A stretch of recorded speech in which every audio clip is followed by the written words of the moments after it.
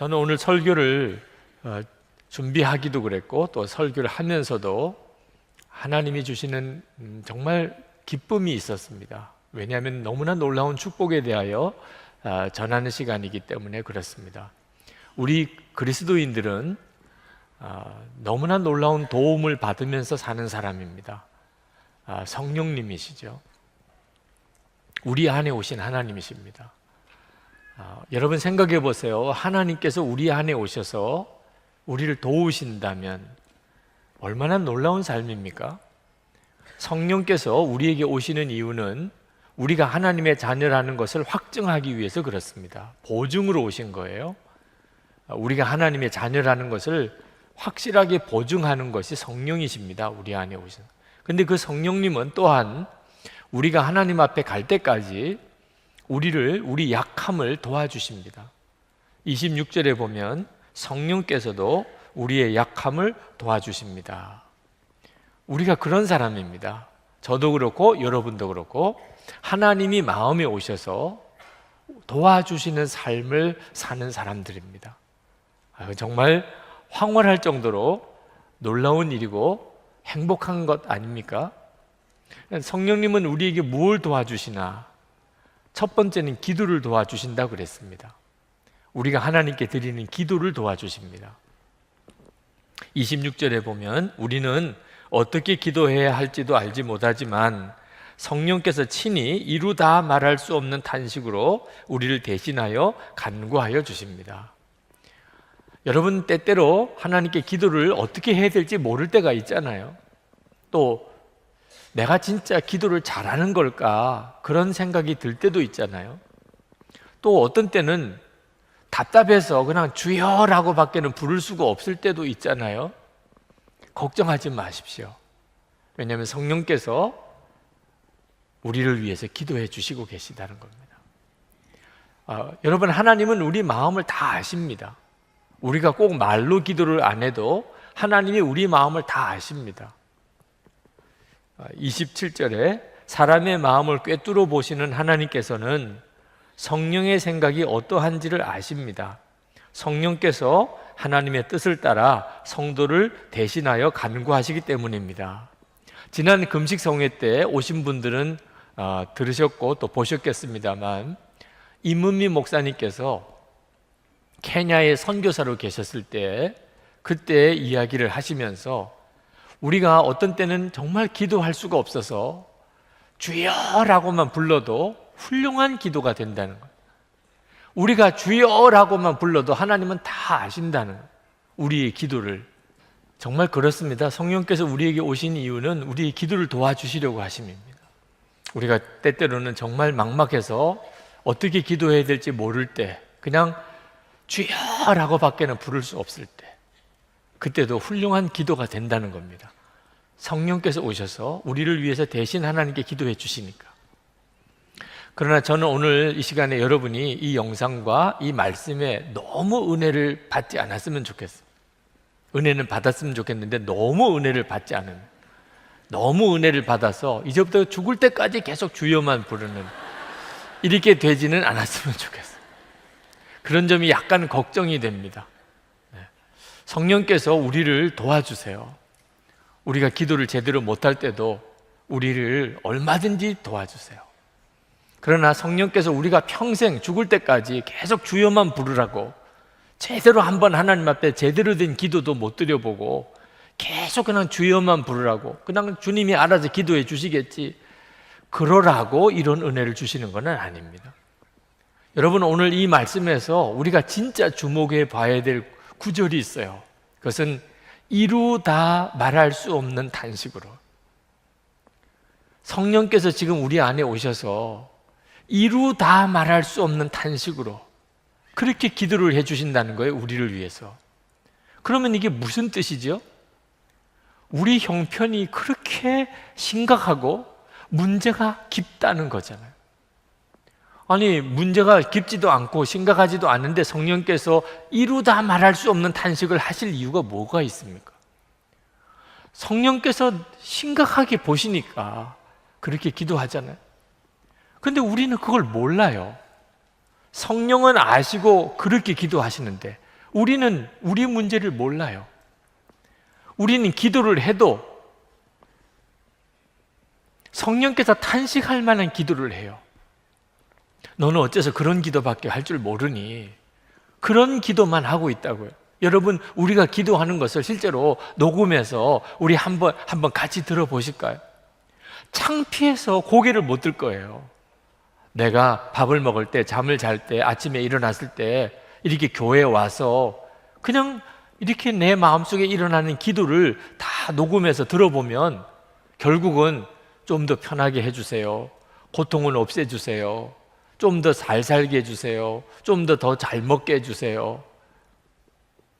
그냥 나밖에 없어요. 그냥 내 가족, 조금 더 가면 내 교회, 그냥 우리 나라.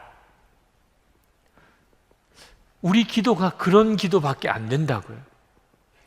그러니까 성령께서 탄식한다고요. 왜냐하면 우리의 문제는 너무 심각한데 우리가 그렇게밖에 기도를 못하니까. 지나고 난 다음에 보면 아무것도 아닌 문제들, 오히려 없었으면 더 좋았을 것 같은 것들을 구하느라고, 어린이 애들도 아니고 말입니다.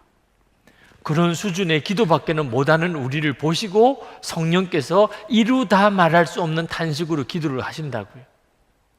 저는 고등학교 지나갈 때 입시에서 실패를 했던 적이 있습니다. 합격자 발표를 보는 날 제가 명단에 없다는 것을 알고 저 개인적으로도 크게 실망을 했지만 가장 머리에 떠오르는 분이 아버님이셨어요.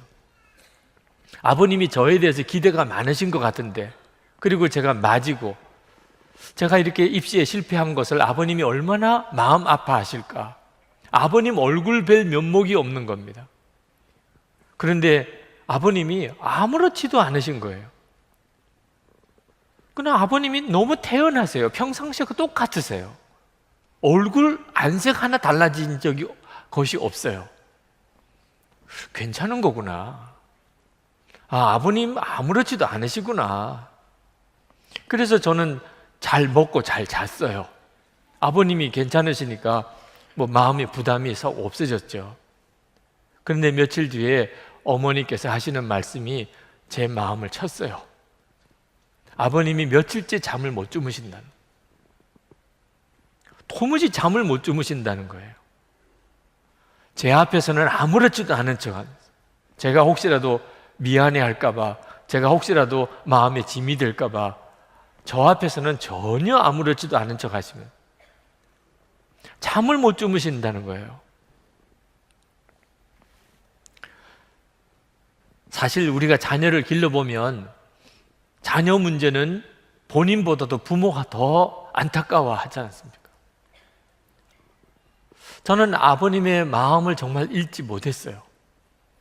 그게 오랫도록 기억이 납니다. 그러나 육신의 아버지도 그렇지만 저는 제 안에 계시는 성령님께서 가지고 있는 생각도 몰랐어요. 성령님은 도대체 무슨 생각을 하실까, 제 안에 오셔서. 제가 회심하던 때 저는 밤새도록 울면서 회개했습니다.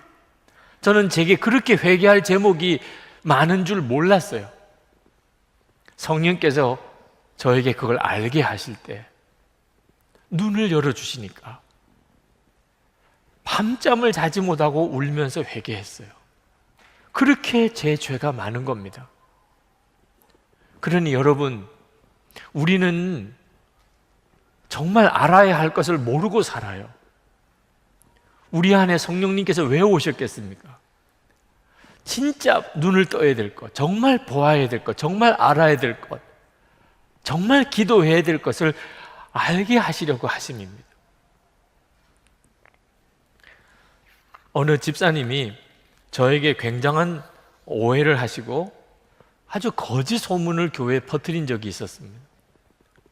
그 소문이 있다는 것을 제가 듣고는 엄청나게 마음에 상처가 되고, 그 소문을 믿은 교인들도 너무 배신감이 느껴지고 말할 수 없이 화가 났습니다. 그러나 더 힘든 것은 주님이 아무 말을 하지 말라는 겁니다. 그 일에 대해서 아무 말을 하지 말라는 거예요.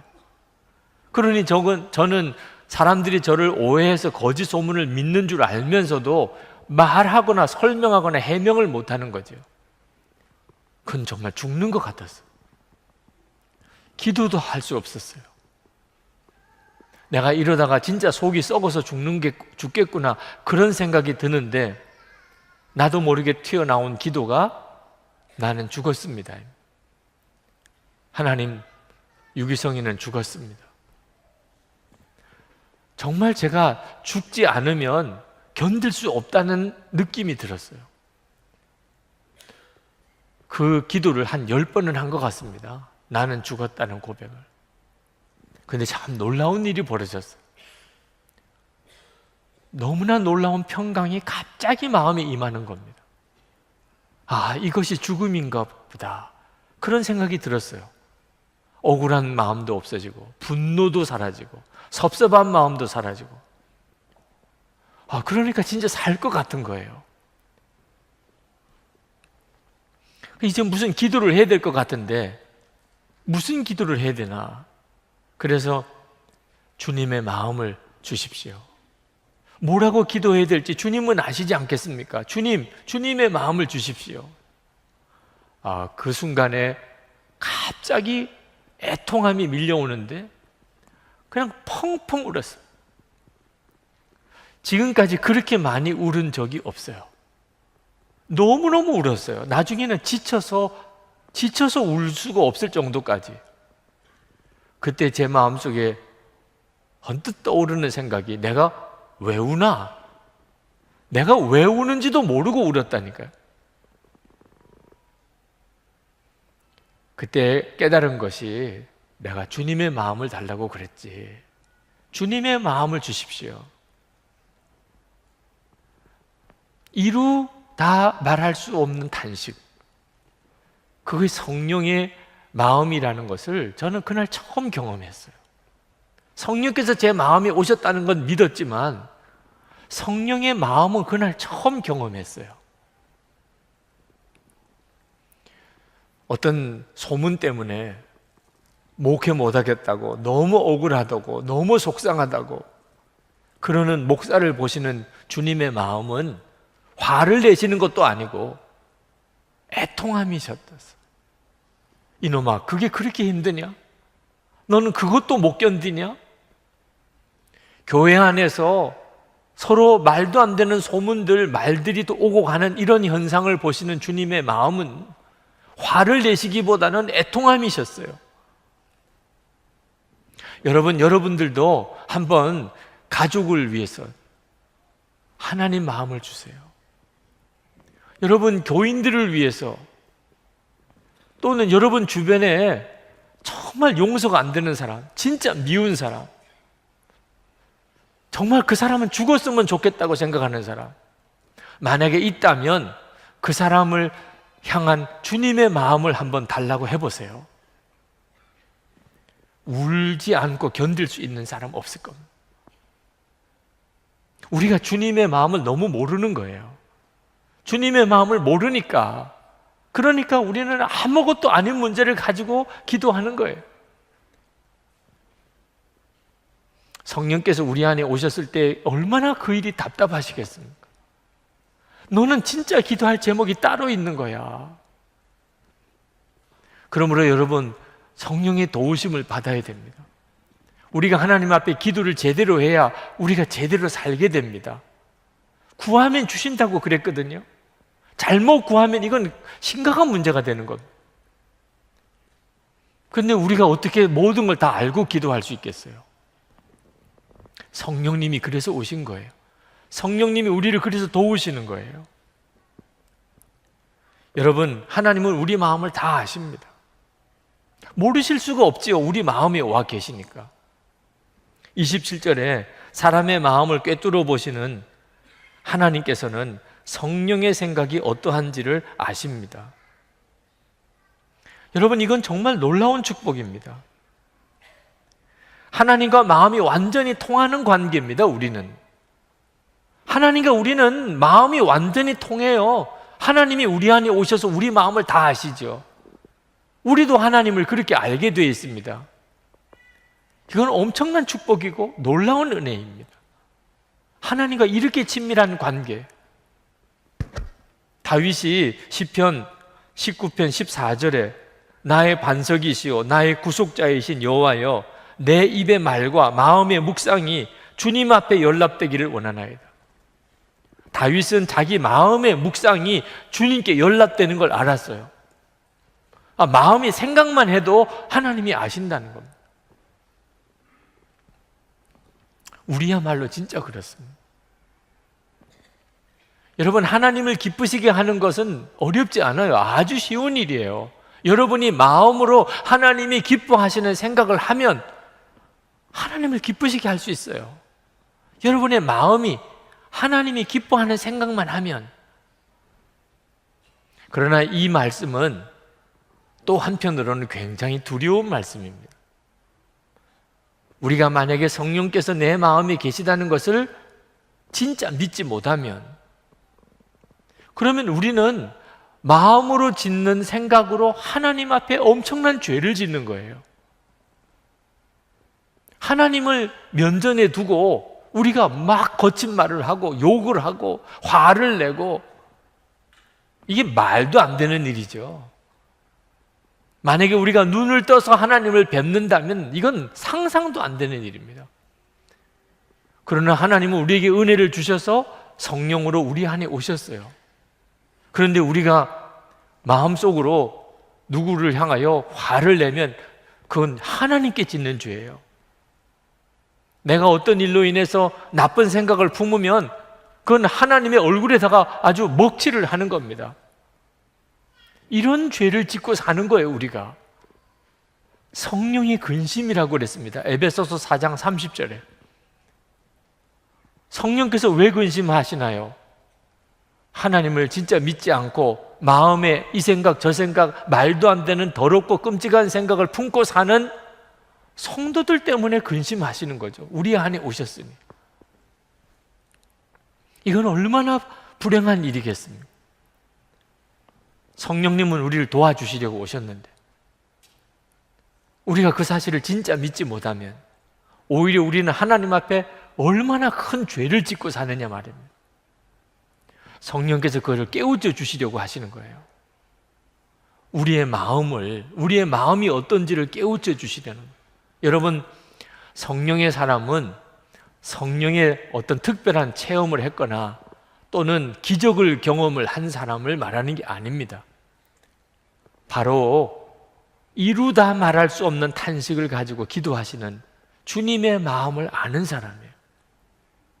나라를 위해서 기도해도, 교회를 위해서 기도해도, 가족을 위해서 기도해도, 나 자신을 위해서 기도해도 성령의 그 마음을 아는 사람입니다. 그래서 24시간 주님을 바라보시라고 한 거예요. 항상 주님을 의식하고 살라는 겁니다. 여러분이 여러분의 마음에 이미 와 계신 성령님을 진짜 믿고 여러분의 마음의 묵상이 그대로 하나님께 올라간다는 걸 진짜 믿고 하나님은 여러분의 마음을 알고 계시다는 걸 믿고 여러분의 마음을 항상 주님을 바라보는 시선을 고정하고 하나님이 기뻐하시는 생각으로 여러분 한번 살아보십시오. 여러분이 얼마나 놀라운 축복을 받은 사람인가를 알게 됩니다. 28절에 보면 하나님을 사랑하는 사람들, 곧 하나님의 뜻대로 부르심을 받은 사람들에게는 모든 일이 서로 협력해서 선을 이룬다는 것을 우리는 압니다. 여러분, 성령께서 우리에게 오신 것은 모든 것이 합력해서 선을 이루게 되는 인생을 살게 하려고 하시는 겁니다. 하나님이세요, 성령님은. 얼마든지 그렇게 하실 수 있죠. 우리가 실패자라도, 우리에게 어려움이 많아도, 우리가 아무리 약해도 우리를 도와주시는 분이 성령님이시라니까요. 그 성령님께서 우리가 실수한 거, 실패한 거, 좌절한 거, 낙심한 거, 뭘 제대로 못하는 거 다 모아가지고 결국은 합력하여 선을 이루신다. 이건 놀라운 일이고 또 그 간증은 많습니다. 저는 오늘 여러분에게 책 한 권을 또 소개해 드리려고 하는데 하형록 목사님, 우리 교회에 오셔서 주일에 설교도 하셨죠. 그분이 이번에 P31이라고 하는 제목으로 책을 쓰셨습니다. 이 P31은 잠언 31장을 말하는 것입니다. 하영록 목사님은 어려서 미국에 이민을 갔습니다. 미국 최고의 명문 대학을 졸업했습니다. 29살에 회사의 중력이 됐습니다. 돈을 잘 벌었어요. 근데 어느 날 고속도로에서 교통사고가 났습니다. 갑자기 의식을 잃은 겁니다. 병원에 가서 진단을 해보니까 심장이 완전히 망가졌어요. 심장 이식 수술을 해야 될 정도. 그냥 다른 치료가 없고 심장을 완전히 이식을 해야 돼요. 그때 당시만 해도 심장 이식이 미국에서도 아주 어려운 수술이었던 때 생명의 위기가 온 겁니다. 그동안 벌어놓은 거 다 없어졌어요. 어린 딸 둘, 아내 남겨두고 이제는 정말 죽을까 살까 하는 순간이 온 거죠. 그때 하영록 목사님이 하나님 앞에 간절히 기도한 것은 심장을 고쳐달라는 것이었어요. 그렇지 않았겠어요? 심장을 고쳐주십시오. 심장 이식 수술을 했습니다. 그러나 부작용이 있어서 두 번째 심장 이식 수술을 해야 됐습니다. 한 번 하기도 끔찍한 일인데 두 번 심장 이식 수술을 해야 됐습니다. 그때 기도가 달라졌습니다. 성령의 체험을 했습니다. 내가 심장만 고쳐달라고 해서 될 게 아니구나. 심장이 고쳐지면 그러면 또 옛날처럼 살 거 아니야? 내가 지금 필요한 것은 심장이 고쳐지는 게 아니고 나 자신이 고쳐지는 것이에요 하는 거구나. 그래서 하나님 앞에 그때부터 기도하기를, 하나님 나를 고치세요. 새 삶을 살게 해주세요. 완전히 새로운 삶을 살게 해주세요. 그리고 그가 병원에 있는 동안에 성경을 2번 통독을 했습니다. 그때 평소에는 전혀 눈에 들어오지 않던 성경 구절이 하나 눈에 들어왔습니다. 마태복음 22장 39절 말씀입니다. 내 이웃을 내 자신같이 사랑하라. 그전에는 이런 성경 구절은 눈에 들어오지 않았습니다. 오직 성공해야지, 오직 돈 벌어서 잘 살아야지, 그렇게 살았습니다. 그런데 그렇게 성공하고 돈을 많이 벌어도 다른 사람에게는 아무런 도움이 안 되는 삶을 사는 겁니다. 자기는 성공을 했는데 다른 사람에게는 아무런 영향이 없는 겁니다. 이런 인생은 진짜 축복의 인생이 아니구나. 하나님의 자녀들은 자기가 잘 되는 것은 다른 사람에게 유익한 것입니다. 다른 사람에게 도움이 되도록 사는 것이 진짜 복된 삶이라는 것을 깨달았어요. 그래서 그는 그때부터 기도 제목이 다른 사람을 도와주며 살기 원합니다. 사업을 새로 시작했습니다. 그 새로 시작하는 회사에 비전을 정하기를, 우리는 어려운 자를 위하여 존재한다, 그렇게 정했습니다. 주차장, 신개념의 주차장 건축 회사를 세웠습니다. 회사가 너무너무 부흥을 했습니다. 그 회사의 경영 원리가 잠언 31장입니다. 철저하게 잠언 31장에 있는 말씀대로만 회사를 경영했는데 회사가 그렇게 성공한 거예요. 오바마 대통령이 당선되고 미 연방정부에서 건축과학과 관련된 분야의 자문위원으로, 백악관 자문위원으로 그렇게 선정이 되었습니다. 한국에서 KBS 글로벌 성공시대에 이분의 이야기가 소개가 됐습니다. 그런데 글로벌 성공시대에 그분의 이야기가 소개가 됐지만 진짜 중요한 부분이 빠졌어요. 그분이 성공했다는 게 중요한 게 아닙니다. 성경 말씀대로 회사를 경영했는데도 성공했다는 게 중요한 거죠. 그런데 KBS에서는 공영방송이라 그런 내용은 방영할 수가 없다고 그래서 성공한 내용만 소개를 했습니다. 하나님께서 진짜 이야기를 전해야 할 내용을 전해야 하겠기 때문에 저를 만나는 어떤 계기가 되었습니다. 저희 교회도 오셨고 그래서 책을 출판하게 됐습니다. 그 책이 이 책입니다. 이 책 속에는 단순히 하영록 목사님이 얼마나 성공했느냐 하는 이야기가 들어있는 게 아니고 성경 말씀으로 어떻게 그렇게 성공했느냐고 하는 것을 쓰고 있어요. 하영록 목사님은 큰 회사의 CEO지만 또 동시에 그는 목사입니다. 교회에서 목사로 세웠어요. 두 가지 다 아무런 어려움이 없대요. 회사 CEO나 교회 목사나. 왜? 똑같은 원리로 하니까. 똑같은 원리로. 성령님은 이렇게 우리를 도와주시는 거예요. 우리에게 어떤 실패가 있든지 어떤 좌절이 있든지 어떤 어려움이 있든지 성령님께서 도와주시기 시작하면 그러면 정말 놀라운 삶을 살게 되는 겁니다. 저는 저 개인적으로 이 로마서 8장 28절 하나님을 사랑하는 자 곧 그 뜻대로 부르심을 입은 자들에게는 모든 것이 다 합력하여 선을 이루느니라. 이 말씀은 저의 말씀 기도입니다. 제 개인적인 말씀 기도예요. 하나님, 이 말씀이 저에게 이루어지기를 원합니다. 저는 개인적으로 제 삶에 실패가 있어요. 좌절도 있습니다. 하고 싶은 거 못한 것도 많아요. 생각할수록 부끄러운 순간들도 너무 많습니다. 지난 날을 돌아보면 너무 아쉬워요. 그런데 성령께서 도와주시려고 오셨다는 것. 결국은 선하게, 모든 것이 다 선하게 그렇게 결론 지어지게 만들어 주신다. 그러면 된 거잖아요. 실패가 있어도 좌절이 있어도 좀 부끄러운 일들이 있어도 결국은 선하게 만들어 주신다. 하나님, 그렇게 되기를 원합니다. 여러분들도 아마 여러분의 인생의 마무리가 어떻게 될지 궁금하신 분들이 있으실 겁니다.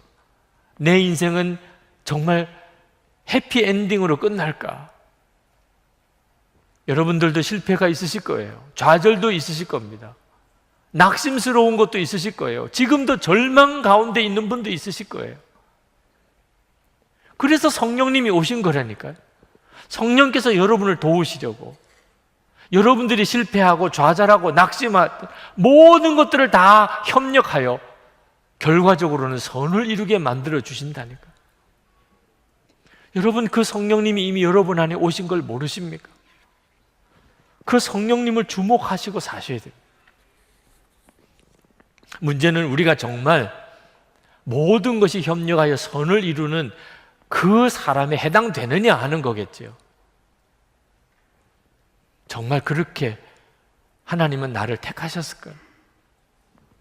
사도 바울은 한 가지만 점검해 보라고 말씀하십니다. 정말 나는 모든 것이 합력하여 선을 이루는 그런 사람이 택함을 받은 사람일까? 하나만 점검해 보라는 거예요. 하나님이 부르신 사람인지, 하나님이 택한 사람인지, 하나님의 뜻대로 정말 부름을 받았는지, 하나님을 사랑하느냐 하는 거예요. 하나님을 사랑하는 자, 곧 그 뜻대로 부르심을 받은 자들에게 하나님이 여러분을 모든 것을 협력하여 선을 이루는 이런 기가 막힌 인생으로 여러분을 부르셨는지 아닌지는 하나님을 사랑하는지를 보면 안다는 겁니다.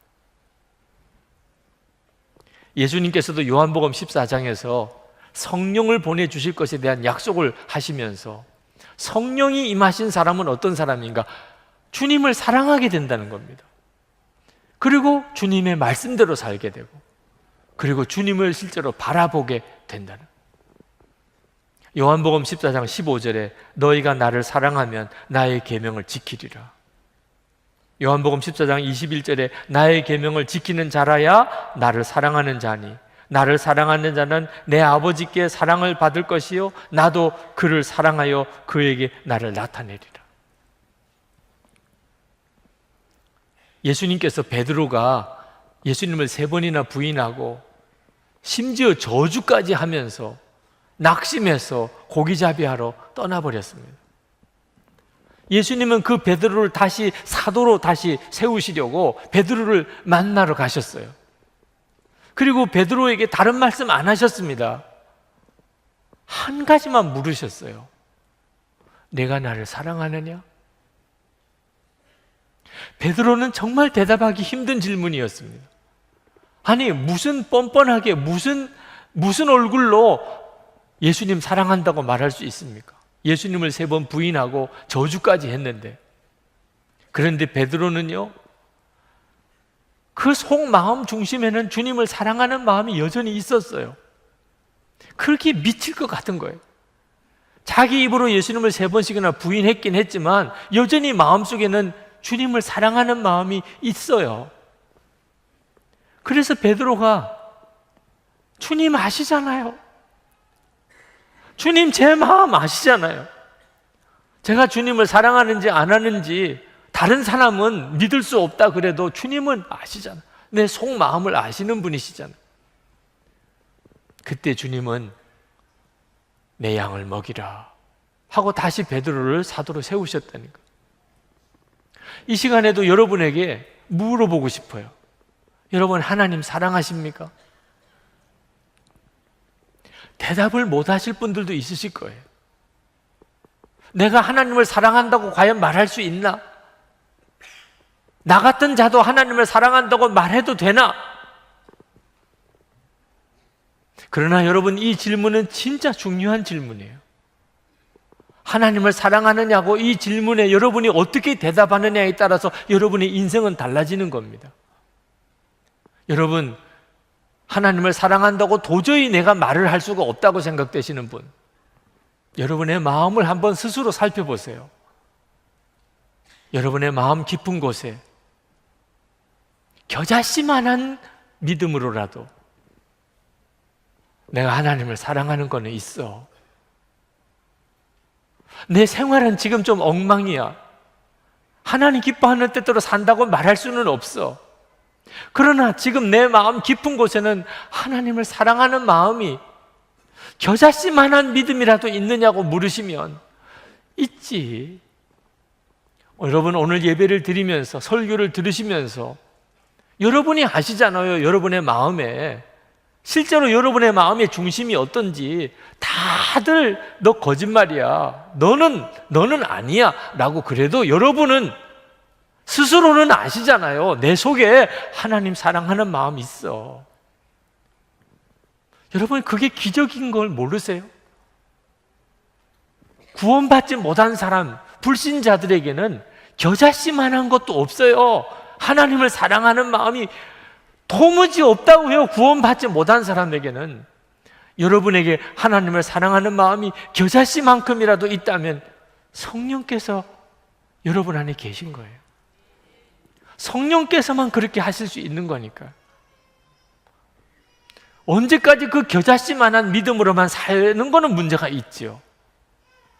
오늘 여러분들이 여러분의 마음의 깊은 곳에 여러분이 그동안에 무시하고 살았고 외면하고 살았고 믿지 못하고 살았고, 그러나 떠나지 않으시고 여전히 여러분 안에 계신 그 성령님의 역사, 그걸 주목하셔야 돼요.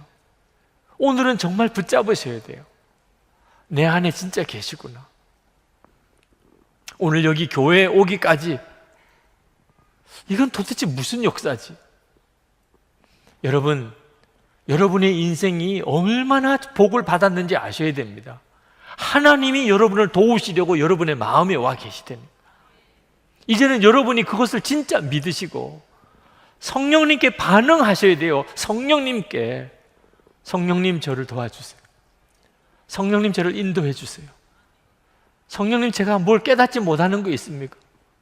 이루 다 말할 수 없는 탄식을 혹시 하고 계십니까? 제가 뭘 도대체 깨달아야 되지요? 제가 아무것도 아닌 것 가지고 지금 기도하고 있습니까? 제 마음이 그대로 하나님께 올려지는데 이제는 정말 주님만 바라보고 살겠습니다. 여러분들이 그렇게 반응하기 시작하면 성령님은 너무너무 기뻐하세요. 바로 그걸 위해 오셨기 때문에. 혹시 여러분 중에 목사님 오늘 설교를 듣는 중에 나는 이상할 정도로 아무것도 깨달아지는 게 없고 정말 하나도 귀에 안 들어옵니다. 그러신 분은 성령님이 안 계신 거지요. 그런 분들은 성령님을 초청하세요. 주님은 여러분 안에 들어오시기를 원하십니다. 저는 솔직히 너무 답답합니다. 주님, 계신지 안 계신지도 잘 모르겠습니다. 그러나 오늘 그 설교 말씀대로 나도 한번 살아보고 싶습니다. 정말 모든 게 협력하여 선을 이루는 그 삶, 그런 삶을 나도 좀 살고 싶습니다. 주님, 제게 오세요. 제 마음에 오세요. 여러분이 진심으로 구하시면 반드시 주님은 오십니다. 여러분, 이제 기도하십시다. 오늘 우리 마음속에 오셔서 우리를 도우시는 성령에 대해서 증거할 수 있게 된 것에 대해서 감사하고 있습니다. 그러나 여러분이 진짜 오늘 말씀을 성령의 감동으로 붙잡으시기를 바랍니다. 여러분 안에 오신 주님이십니다. 여러분이 그 성령의 인도하심을 정말 구하십시오. 주님은 여러분을 도우십니다. 기도를 도우시고 여러분의 마음을 변화시키시기를 원하시고, 그리고 여러분의 인생이 다 협력하여 선이 되게 해주십니다. 주님을 신뢰하십시오. 정말 주님을 구하십시오. 성령께 감사하고 성령님을 찬송하고 순종을 통하여 성령님을 높여드리시기 바랍니다. 다 같이 통성으로 기도하겠습니다. 자, 오늘 설교하는 이 로마서 8장 29절부터 39절 이 본문은 굉장히 강력한 메시지입니다. 그 핵심이 35절에 나와 있는데 그 처음 말씀이 이렇게 나옵니다. 누가 우리를 그리스도의 사랑에서 끊을 수 있겠습니까? 아멘이시죠? 예, 여러분, 이 말씀은 굉장히 은혜가 됩니다. 누가 도대체 그리스도 예수의 사랑에서 우리를 끊을 수 있겠는가? 그죠? 그렇게 주님의 사랑은 확실한 사랑이라는. 그런데 사실 이 구절은 뒤에 하반절까지 읽어봐야 됩니다. 그 뒤에 구절이 굉장히 부담스럽습니다. 환난입니까? 곤고입니까? 박해입니까? 굶주림입니까? 헐벗음입니까? 위협입니까? 또는 칼입니까? 이 부분에 오면은 그렇게 쉽게 아멘이 잘 안 됩니다. 예를 들면 환난과 곤고와 박해와 굶주림과 헐벗음, 위협이나 또 칼, 이런 것들은 하나님의 사랑인가를 의심하게 만드는 것들이거든요. 여러분, 예수를 믿으시고 환난과 곤고와 박해를 당하거나 또는 헐벗고 굶주리게 되거나 또는 심지어 칼로 죽임을 당하게 될 때, 이것은 하나님의 사랑이야, 이렇게 말할 수 있겠습니까? 그러므로 오늘 이 말씀은 굉장히 강력한 메시지이면서도 동시에 우리의 믿음의 실상을 그대로 다 보여주는, 또 우리에게는 굉장히 부담스러운 말씀이기도 합니다. 저는 오늘 성령의 역사하심으로 우리가 이 말씀을 오늘 들으실 때 여러분의 마음에 어떤 일이 있어도 하나님과 여러분 사이에 이 사랑이 끊어지지 않는 사랑이라고 하는 확신을 얻게 되기를 축복합니다. 쉬운 일은 아닙니다. 정말 성령께서 역사하지 않으시면 그렇게 되지 못합니다. 그래서 더욱 성령의 역사하심을 우리가 갈망하게 되는 겁니다. 자, 먼저 확인할 것은 하나님께서 우리를 향한 사랑이 정말 끊어지지 않는 사랑인지, 끊을 수 없는 사랑인지를 한번 확인하는 것입니다. 여러분, 하나님이 우리를 사랑하시는데 그 사랑은 끊어지지 않는 사랑일까요? 그 점에 대해서 우리 안에 두려움이 있습니다. 끊어질 수도 있지 않을까 하는 두려움이 있습니다. 어느 경우가 그런 경우가 있을까요? 우리가 죄를 지었을 경우. 우리가 만약에 죄를 지으면 하나님이 우리를 사랑하시는 사랑이 끊어지지 않겠는가? 그래서 우리가 이렇게 하나님 앞에 예배를 드리러 나왔어도 마음속에 두려움이 우리 속에 있습니다. 하나님이 나를 정말 받아주실까? 내가 또 죄 짓고 왔는데. 근데 성경은 말합니다. 우리의 죄로 인하여도 하나님의 사랑은 끊을 수가 없다. 분명히 여러분 오늘 이 문제에 대해서 분명하셔야 됩니다. 하나님의 사랑은 우리의 죄로 인하여 끊어지지 않는다는 것입니다. 그 이유를 39절에서 이렇게 말씀합니다. 우리 주 예수 그리스도 안에 있는 하나님의 사랑에서 끊을 수 없습니다. 하나님의 사랑이 어떤 사랑이길래 주 예수 그리스도 안에 있는 하나님의 사랑이라 그랬습니다. 그러니까 하나님의 사랑은 주 예수 그리스도 안에 있는 사랑입니다. 주 예수 그리스도 안에 있는 사랑이 어떤 사랑이죠? 그 점을 잘 아셔야 하는 거죠. 30절 말씀에 보면 놀라운 선언을 하고 계십니다. 하나님께서는 이미 정하신 사람들을 부르시고 또한 부르신 사람들을 의롭게 하시고 의롭게 하신 사람들을 또한 영화롭게 하셨습니다. 29절부터 보면 이 구원의 단계가 5단계가 나옵니다. 하나님이 우리를 구원하시는 단계가 여러분은 어느쯤 단계에 있는지 한번 생각해 보십시오. 첫 번째는 미리 아시는 것입니다. 여러분, 하나님이 여러분을 미리 아셨다고 믿으십니까? 아멘이죠.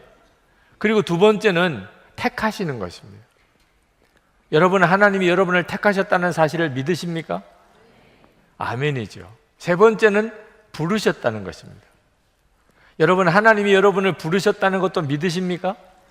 교회에 나와 앉아 있으니까 안 믿을 수도 없는 거죠. 하나님이 나를 부르셨구나.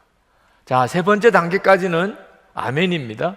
네 번째 단계는 하나님이 우리를 의롭게 하셨다는, 아멘입니까? 예수님의 십자가가 그것을 말해줍니다. 우리의 모든 죄를 주님이 다 사하시고 대신 예수님이 피 흘려 속죄해 주셨습니다. 그래서 우리를 의롭다고 하셨습니다. 다섯 번째는 우리를 영화롭게 하셨습니다. 그것도 아멘입니까? 이 문제에 대해서는 영 자신이 없는 분들이 있으실 겁니다. 하나님이 나를 미리 아시고 미리 택하시고 그리고 나를 부르시고 그리고 나를 의롭게 하시고, 많은 성도들이 예수님을 믿어도 여기까지는 확실히 믿습니다. 예수님이 나를 위해서 십자가에 죽으셨어. 그래서 나는 모든 죄가 사함 받았어. 나는 이제 의로워졌어. 여기까지는 너무나 잘 믿습니다. 그런데 영화롭게 하셨다, 앞으로 하실 게 아니고 이미 영화롭게 하셨다, 과거형입니다. 그 점에 대해서는 자신이 없으신 것이 영화롭지 않으니까. 지금 여러분 옆에 앉으신 분의 얼굴을 보시면 광채가 나십니까? 영화로우십니까? 우리는 굉장히 그 점에 대해서 영 자신이 없습니다. 나는 아직까지 영화롭다고 말할 수는 없어. 그렇게 되었으면 좋겠지만 대부분 그렇게 생각하십니다. 그것은 예수님을 믿는 것을 속죄 받은 것에만 국한하고 있기 때문에 그렇습니다. 우리는 예수님을 진짜 제대로 믿어야 합니다. 예수님을 제대로 믿는 것은 갈라디아서 2장 20절에 놀라우게 고백되어 있습니다. 우리는 예수님과 함께 죽고 예수님으로 사는 자가 되었다는 것입니다. 갈라디아서 2장 20절에 내가 그리스도와 함께 십자가에 못 박혔나니 이제는 내가 산 것이 아니요 내 안에 그리스도께서 사시는 것이라. 여러분, 여러분이 예수님과 함께 십자가에서 죽었고 여러분 안에 그리스도가 사시는 것이라면 여러분은 영화롭게 되신 거예요? 아니에요? 영화롭게 되신 거죠. 예수님이 여러분 안에 사신 거니까. 예수님은 이미 영화로우신 분이시잖아요. 여러분이 예수 믿는 것을 어떻게 이해하느냐에 따라서 이 말씀이 이해가 되기도 하고 또 안 믿어지기도 합니다. 나는 죽었고 예수님이 내 생명이셔. 이것이 믿어지는 사람은, 그렇게 고백이 되는 사람은 영화롭게 하셨다는 말씀이 믿어지는 거예요. 이 사실이 믿어지는 사람에게는 하나님이 나를 사랑하시는데 죄로 인하여 끊어질 수 있을까? 이건 말도 안 되는 겁니다. 우리가 어떤 죄를 지었다 할지라도 이미 우리는 영화롭게 된 사람입니다. 그리고 하나님이 우리를 그렇게 인도하세요. 하나님은 우리를 완벽하게 구원해 주셨습니다. 그 은혜를 믿으라는 거죠. 오늘 아침에 어느 여성도님이 예배가 끝나고 난 다음에 저에게 잠깐 상담을 하셨는데 시간이 너무 없으니까 상담을 제대로 드리지를 못했어요. 그래서 설교 때 약간 보충을 해드리려고 합니다. 그 성도님은 기도 응답을 못 받은 것에 대해서 안타까워 하셨습니다. 그는 예수를 믿고 마음이 너무너무 간절한 사모하는 마음이 생기는데 그것은 정말 주님을 체험하고 싶은 것입니다. 어떤 사람은 예수님이 빛과 같이 자기에게 임하셨다고 하는 이야기도 들었고, 어떤 사람은 비둘기 같은 성령이 자기에게 임했다고 이런 말도 들었습니다. 그래서 자기도 정말 그렇게 하나님을 체험하고 싶었습니다. 그리고 기도했습니다.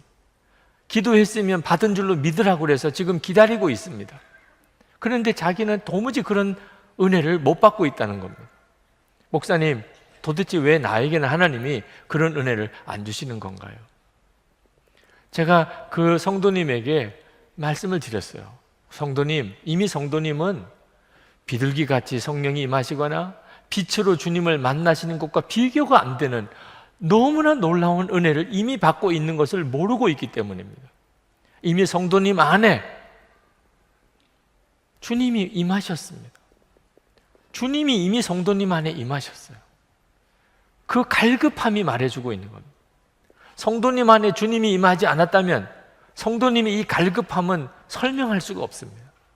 성도님이 빛으로 체험을 하든 비둘기같이 체험을 하든 그거는 부수적인 문제입니다. 더 중요한 것을 감사하고 기뻐하지 못하면 그러면 그 부수적인 것들을 통해서 결코 하나님의 은혜에 만족을 할 수가 없습니다. 여러분, 어린아이가 부모님과 함께 사는 것이 가장 큰 축복이죠. 그 부모님이 선물을 사가지고 오는 것은 부수적인 것입니다. 그런데 이 아이가 자기가 부모님과 함께 사는 것이 얼마나 놀라운 축복인지를 알지 못하고 엄마 아빠가 자기에게 원하는 선물을 안 사오는 것 때문에 만족하지 못하고 불평하고 한다면 철이 없는 거죠. 철이 없는. 그리고 그런 선물은 이 아이를 결코 진정한 만족을 줄 수가 없는 거죠.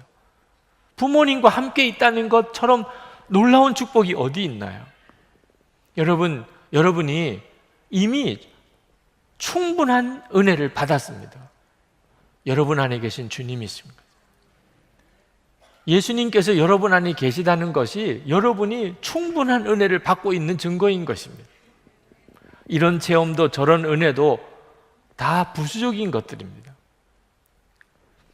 하나님이 나를 사랑하시는데 내가 어떤 잘못을 해도 하나님이 나를 사랑하시는 것이 취소되지 않을 수 있겠는가? 물론입니다. 주님이 내 안에 오셨거든요. 31절 말씀에 사도 바울이 이렇게 말합니다. 하나님이 우리 편이시면 누가 우리를 대적하겠습니까? 자기 아들을 아끼지 않으시고 우리 모두를 위하여 내주신 분이 어찌 그 아들과 함께 모든 것을 우리에게 선물로 거저주지 않으시겠습니까? 이미 하나님은 우리에게 가장 중요한 것을 주셨어요. 우리 속에 주님이 오게 하셨어요. 예수님이 우리를 위해 십자가에 죽으셨을 뿐만 아니고 그 주님이 우리 안에 오게 하셨어요.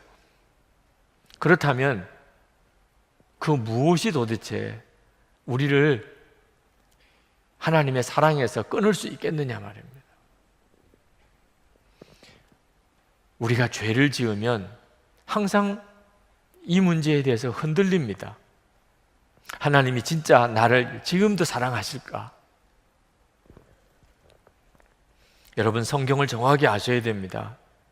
로마서 5장 8절에 우리가 아직 죄인 되었을 때 그리스도께서 우리를 위하여 죽으심으로 하나님께서 우리에 대한 자기의 사랑을 확증하셨느니라. 여러분, 하나님이 여러분을 언제 사랑하셨는지를 아셔야 됩니다. 여러분이 죄인이었을 때. 예수 믿으시고 사랑하신 거 아닙니다. 여러분이 큐티를 잘하니까 그때부터 사랑하신 것도 아닙니다. 여러분이 이렇게 주일마다 교회 와서 예배를 잘 드리니까 그때부터 사랑하신 것도 아닙니다.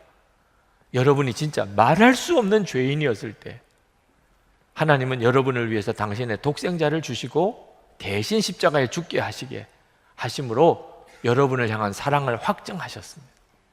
이걸 분명히 아셔야 됩니다. 내가 어떤 죄를 지을지라도 하나님의 사랑은 끊을 수가 없다. 끊어지지 않는다. 한 번은 어느 국회의원이 모임을 가지고 있는 곳에 갔어요. 갔더니 그분이 여러 사람들하고 악수하면서 인사하는 것을 이렇게 보았습니다. 보니까 다 똑같이 인사하는 게 아니더라고요.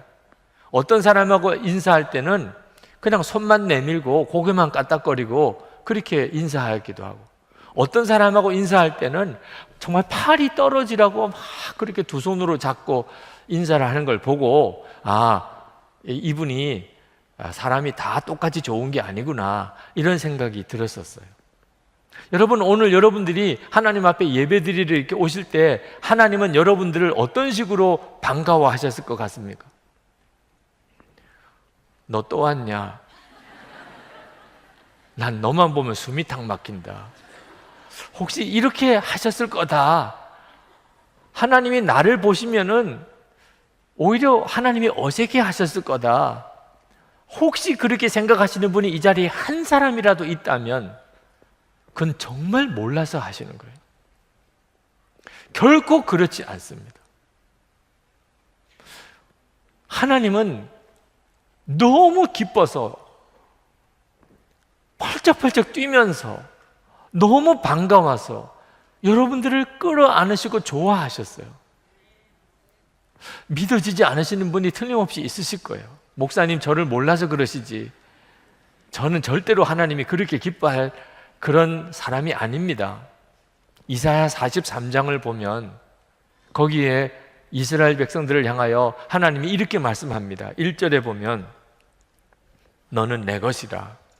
4절에 보면 내가 너를 보배롭고 존귀하게 여기고 너를 사랑하였다. 야, 도대체 이스라엘 백성들이 얼만큼 잘했길래 하나님이 이렇게까지 말씀하셨을까?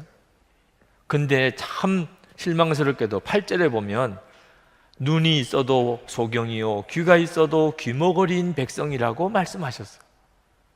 얼마나 말을 안 들었으면, 도대체 하나님을 얼마나 속을 썩였으면 너희는 눈이 있어도 보지 못하고 귀가 있어도 듣지 못하는 자들, 그러셨을까? 그런데 더 이상한 것은 그런 이스라엘 백성들에게 주님은 내가 너를 보배롭고 존귀하게 여기고 너를 사랑하였다는 말은 또 무슨 말이죠? 하나님이 그들의 아버지시니까.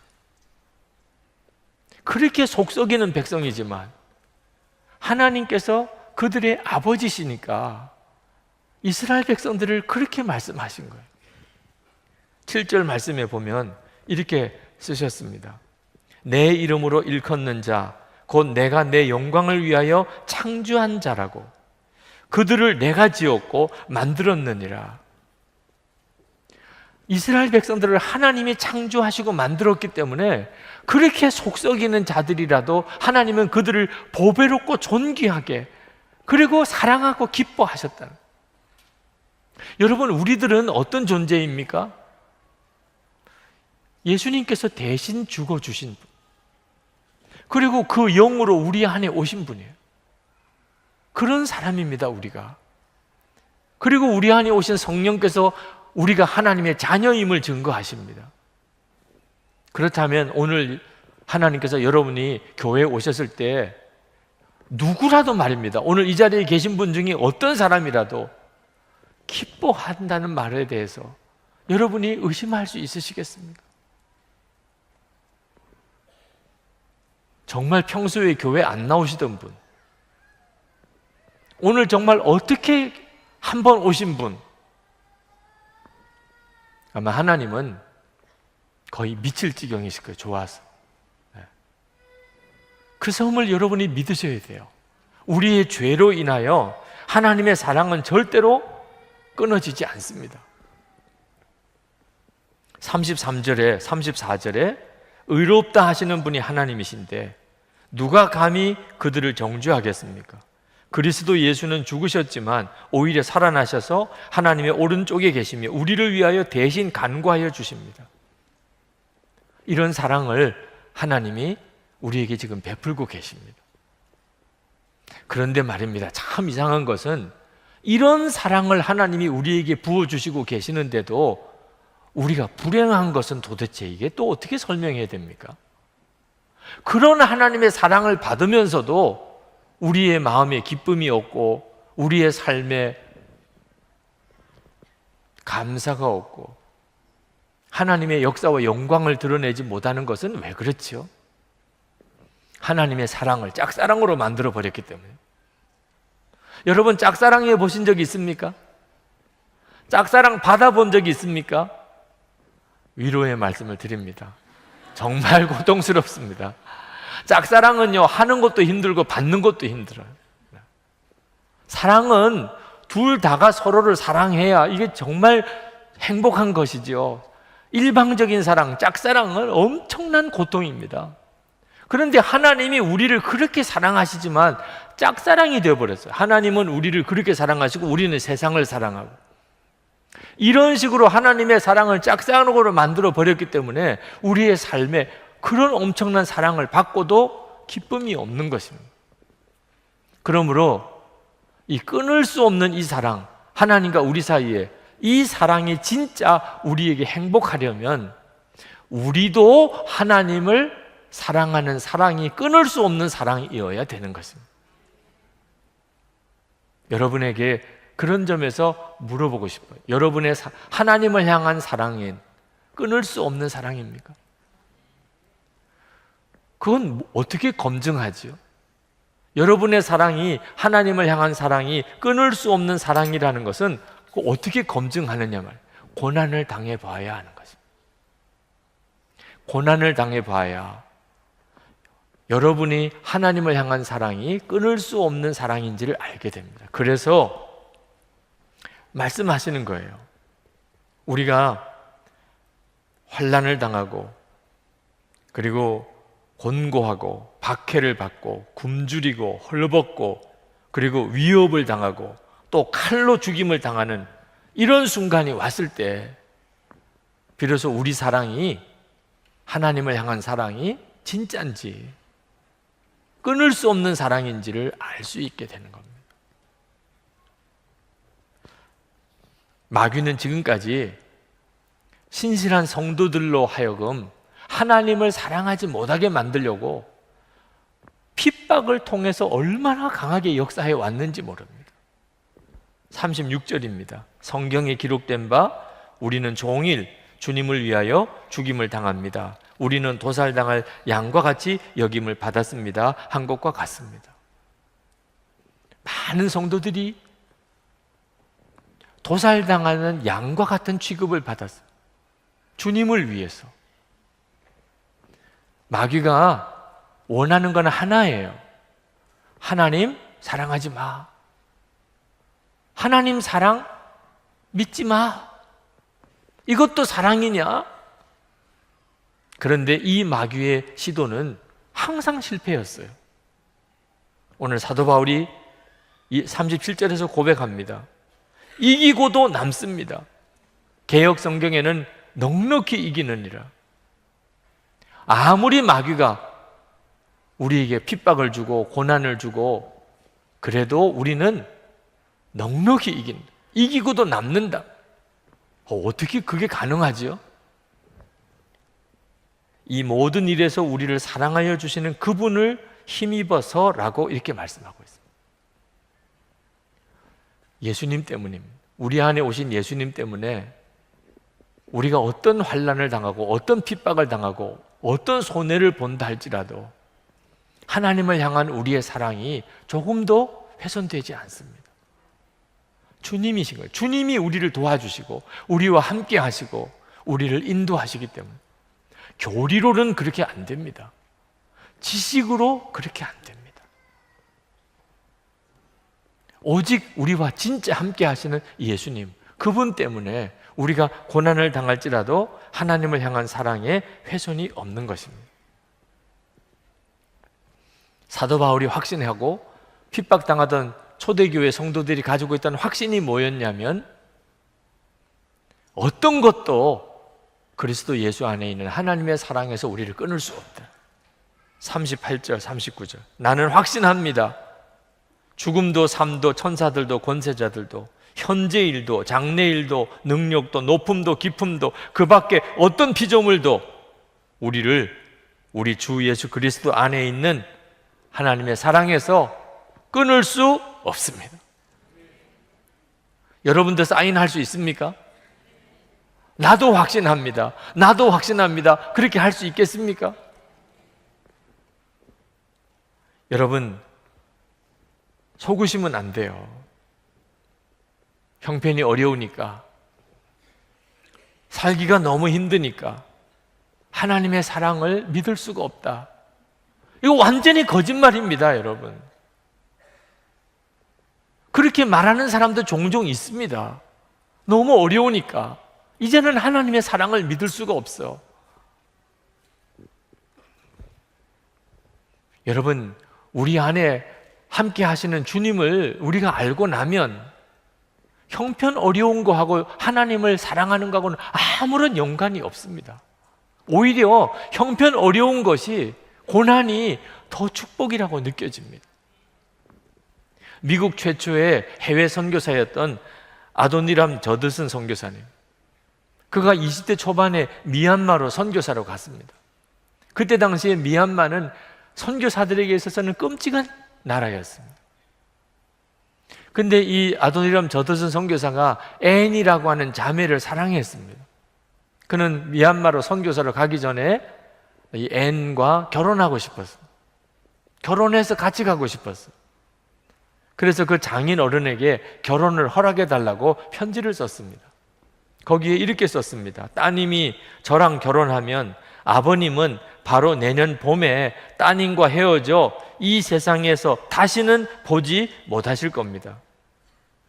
이게 뭐 허락해 달라고 쓴 거예요? 아니면 허락해 달래 주지 말라고 쓴 거예요? 정말 황당한 편지를 썼어요. 따님은 선교지에서 고난을 겪게 될 겁니다. 바다의 위험과 인도 남부의 치명적인 기후와 극심한 가난과 모욕과 압제와 심지어 비참한 죽음에까지 노출될 것입니다. 그래도 저희의 결혼을 허락해 주십시오. 하늘 집을 떠나 따님과 아버님을 위해, 그리고 죽어가는 수많은 영혼들을 위해, 시온과 하나님의 영광을 위해 돌아가신 분을 위해 허락해 주십시오. 곧 의의 면류관을 쓴 따님을 영광의 세계에서 볼 소망으로 허락해 주십시오. 앤의 아버지가 너무 황당한 거예요. 그래서 딸에게 너가 결정하라고, 너가 가고 싶으면 가고, 가고 싶지 않으면 가지 마라.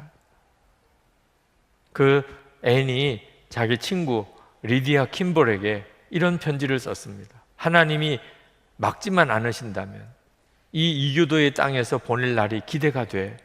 리디아, 이곳에서의 모든 안락과 즐거움을 포기하고 친척과 친구들을 향한 사랑도 접고 하나님의 섭리 가운데 부르시는 곳으로 가기로 결심했어.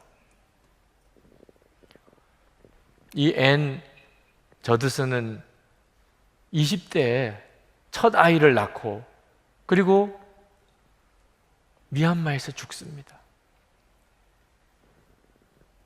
그 길을 간 거예요. 그럴 줄 알고 간 거예요. 고난하고 사랑하고는 절대로 상충되는 게 아닙니다. 우리가 하나님을 향한 사랑이 진짜라면 고난이 절대로 그 사랑을 꺾지 못합니다. 오히려 고난이 감사하다니까요. 여러분, 우리가 인생을 다 마치고 그리고 천국에 갔을 때, 그때 천국에서 이런 일을 상상해 볼 수 있겠습니다. 우리를 극장으로 데리고 가는 것. 야, 천국에 오자마자 영화부터 보여주네. 무슨 천국 생활 오리엔테이션인가? 하고 이렇게 앉았습니다. 불이 꺼지고, 그리고 이제 영상 필름이 돌아갑니다. 가만히 보니까는 눈에 익은 사람들이 그 영화에 나와요. 부모님, 또 친척 어른들, 그리고 동네 친구들, 학교 친구들, 주인공이 자기 자신이에요. 태어날 때부터 자기가 죽을 때까지 모든 자신의 삶이 그 영상에 쭉 다 나옵니다. 그 영화를 다 보고 난 다음에 여러분은 어떤 느낌이실까요? 만약에 내가 주님을 위해서 고난을 당하고 주님을 위해서 희생하고 주님을 위해서 헌신한 그런 장면들이 나올 때 여러분은 어떤 느낌이실까요? 그건 황홀한 것입니다. 그건 정말 놀라운 축복인 것입니다. 내가 그랬었지. 내가 그때 주님을 위해서 저런 어려움을 당했지. 내가 주님을 위해서 저런 고난을 당했었어. 내가 주님을 위해서 저렇게 희생했었지. 그건 얼마나 큰 기쁨일까요? 여러분, 빌립보서 1장 29절에 하나님께서는 여러분에게 그리스도를 믿는 것뿐 아니라 또한 그리스도를 위하여 고난을 받는 특권도 주셨습니다. 그리스도를 위하여 고난을 받는 특권이래요. 지금은 그게 믿어지지 않으시는 분, 이해가 안 되시는 분들이 있으실 거예요. 그러나 천국에서 여러분의 인생을 다 한번 돌아볼 때는요, 그때는 정말 절감하게 될 것입니다. 그리스도를 위하여 고난을 당하는 것이 특권인 거예요. 그거밖에 남을 게 없어요. 우리 안에 오신 주님은 우리에게 그것을 알게 하십니다. 그러니 여러분, 하나님을 향한 우리의 사랑을 끊을 수 있는 게 뭐가 있습니까? 어떤 고난도 끊을 수가 없습니다. 여러분들이 이 사랑을 실제로 누리고 사시기를 축복합니다. 하나님이 우리를 향한 사랑, 어떤 죄가 있어도 끊을 수가 없습니다. 우리가 하나님을 향한 사랑, 어떤 고난도 끊을 수가 없습니다. 우리가 이렇게 하나님과 사이에 끊을 수 없는 사랑을 가지고 사는 것은 단순히 우리 자신만을 위해서 중요한 게 아닙니다. 세상을 뒤집어 놓는 일이에요. 여러분 한번 생각해 보십시오. 하나님을 향한 이 뜨거운 사랑, 끊을 수 없는 이 사랑의 관계 속에 사는 성도는 어떻게 살까요? 하나님이 나를 사랑하세요. 그 사랑은 끊을 수가 없어요. 나도 하나님을 사랑해요. 그 사랑은 끊을 수가 없어요. 그러면 우리는 이 세상에서 어떤 어려움을 당하고 어떤 손해를 볼지라도 당당하게 하나님의 말씀대로 정직하게 거짓 없이 하나님의 말씀대로 살게 될 것입니다. 오늘 여기에 계신 분이 한 2,000명 정도, 3부 예배만 드리시는 분이 한 2,000명 정도 되는데, 여러분, 이 나라에 2,000명만이라도 하나님과 사랑을 끊을 수 없는 사랑을 진짜 믿고 그게 믿어지고, 그래서 어떤 어려움이 올지라도 하나님의 말씀대로만 사는 사람이 있다면 우리나라 어떻게 될까요? 어제 뉴스를 보니까 미국 대법원에서 동성애 합헌 판정을 했더라고요. 이제 미국에는 동성애 문제는 전 모든 주가 다 합헌으로 인정을 해야 됩니다. 이제는 동성애가 죄라고 하면은 법을 어기는 것이 이제 미국 전역의 연방법이 된 거예요. 우리나라도 그 영향을 아마 조만간에 심각하게 받을 것 같습니다. 우리는 걱정스러운 것이 소돔과 고모라가 왜 유황불 심판을 받았습니까? 그 소돔과 고모라 땅은 완전히 동성애 판이었어요. 그래서 하나님이 그 땅을 벌을 주셨다. 맞는 이야기예요. 그게 우리를 걱정스럽게 하고 기도하는 거예요. 그러나 여러분, 소돔과 고모라가 동성애 때문에 유황불 심판 받은 것만 아니라는 사실을 알아야 돼요. 의인 10사람이 없었기 때문이었어요. 의인 10사람이 없었기 때문에 유황불 심판 받은 거예요. 여러분, 오늘 여기에 2,000명이 있다고. 2,000명이 하나님의 사랑, 하나님을 향한 사랑, 끊을 수 없는 사랑, 이런 사랑에 감격하고 확신하는 사람, 그래서 무슨 일이 있어도 하나님의 말씀대로 사는 사람 2,000명이 있다면 이 나라가 문제가 되겠어요? 여러분, 하나님을 이렇게 사랑하고 하나님의 사랑을 이렇게 경험하는 사람, 그렇기 때문에 원수도 사랑해요. 원수도. 손양원 목사님만 그런 게 아니고 하나님을 그렇게 사랑하고 하나님도 그렇게 사랑받는 그런 사람은 당연히 원수도 사랑하죠. 자, 원수도 사랑하는 사람이 여기 2,000명이 있습니다. 아마 텔레비전 방송국에서 카메라 들고 찾아와서 여기 원수도 사랑하는 사람이 한 2,000명쯤 모여 있다며요. 정말 취재할 만한 일이지 않겠습니까? 지금 우리나라 사회에 원수도 사랑하는 사람이 2,000명씩이나 모여 있어요. 이건 정말 뉴스감 아닙니까? 여러분, 정말 하나님과의 사랑이 끊을 수 없는 사랑이기 때문에 이제는 두려움도 없어요. 염려도 없어요. 하나님이 나를 그렇게 사랑하시는데, 나도 하나님을 그렇게 사랑하는데 염려하고 두려울 게 뭐가 있습니까? 그저 모든 게 기쁘고 모든 게 감사해. 그런 사람이 여기 2,000명이 있어요. 그러면 우리의 가정이 어떻게 되겠습니까? 우리의 일터가 어떻게 되겠습니까? 우리 교회 공동체가 어떤 공동체가 되겠습니까? 이건 상상만 해도 흥분할 일이에요. 상상만 해도. 그러니 오늘 이 말씀을 그저 성경에 있으니까 한번 읽고 지나갈 일이 아니라 그 말입니다. 이건 엄청난 메시지예요. 그동안에 왜 우리가 하나님을 믿는다고 그러면서도 하나님은 사랑이라고 노래까지도 했으면서도 우리 가정 하나가 천국같이 되지 못하고 교회 공동체가 천국 같은 공동체가 되지 못했습니까? 하나님과 우리 사이가 끊을 수 없는 이 사랑의 관계라는 사실에 대해서 우리가 분명하지 않았기 때문입니다. 오늘도 나는 하나님과의 이런 뜨거운 사랑의 관계가 있다는 것을 아직도 나는 가슴에 잘 느껴지지 않습니다. 그러신 분들에게 말씀드리고 싶어요. 언제까지 그렇게 살면 안 됩니다. 예수를 믿고도 그렇게 사는 것은요, 그건 거의 저주와 같은 겁니다. 예수를 믿으셨다면 하나님과의 나와의 사랑, 끊을 수 없는 그 사랑의 깊은 사랑에 빠져들어 살아야지요. 그러려면 이렇게 하세요. 하나님, 제 목숨을 바쳐서 하나님을 사랑합니다. 꼭 목숨을 바쳐서 하나님, 제가 순교할지라도 저는 하나님을 사랑합니다. 그렇게 여러분이 직접 고백해 보세요. 여러분의 마음이 별로 감동이 안 되는 것 같아요. 뭔가 역사가 일어나야 그런 감동도 하는 거지. 분위기가 잡혀야 뭐 그런 감동도 하는 거지. 하나님이 나에게 무슨 놀라운 은혜를 부어주셔야 이런 감동, 그런 정말 극단적인 고백도 나오는 거지. 그렇지 않습니다. 이미 하나님은 상상이 안 되는 은혜를 부어주시고 계세요. 독생자 주셨잖아요. 예수님은 십자가에 죽으셨잖아요.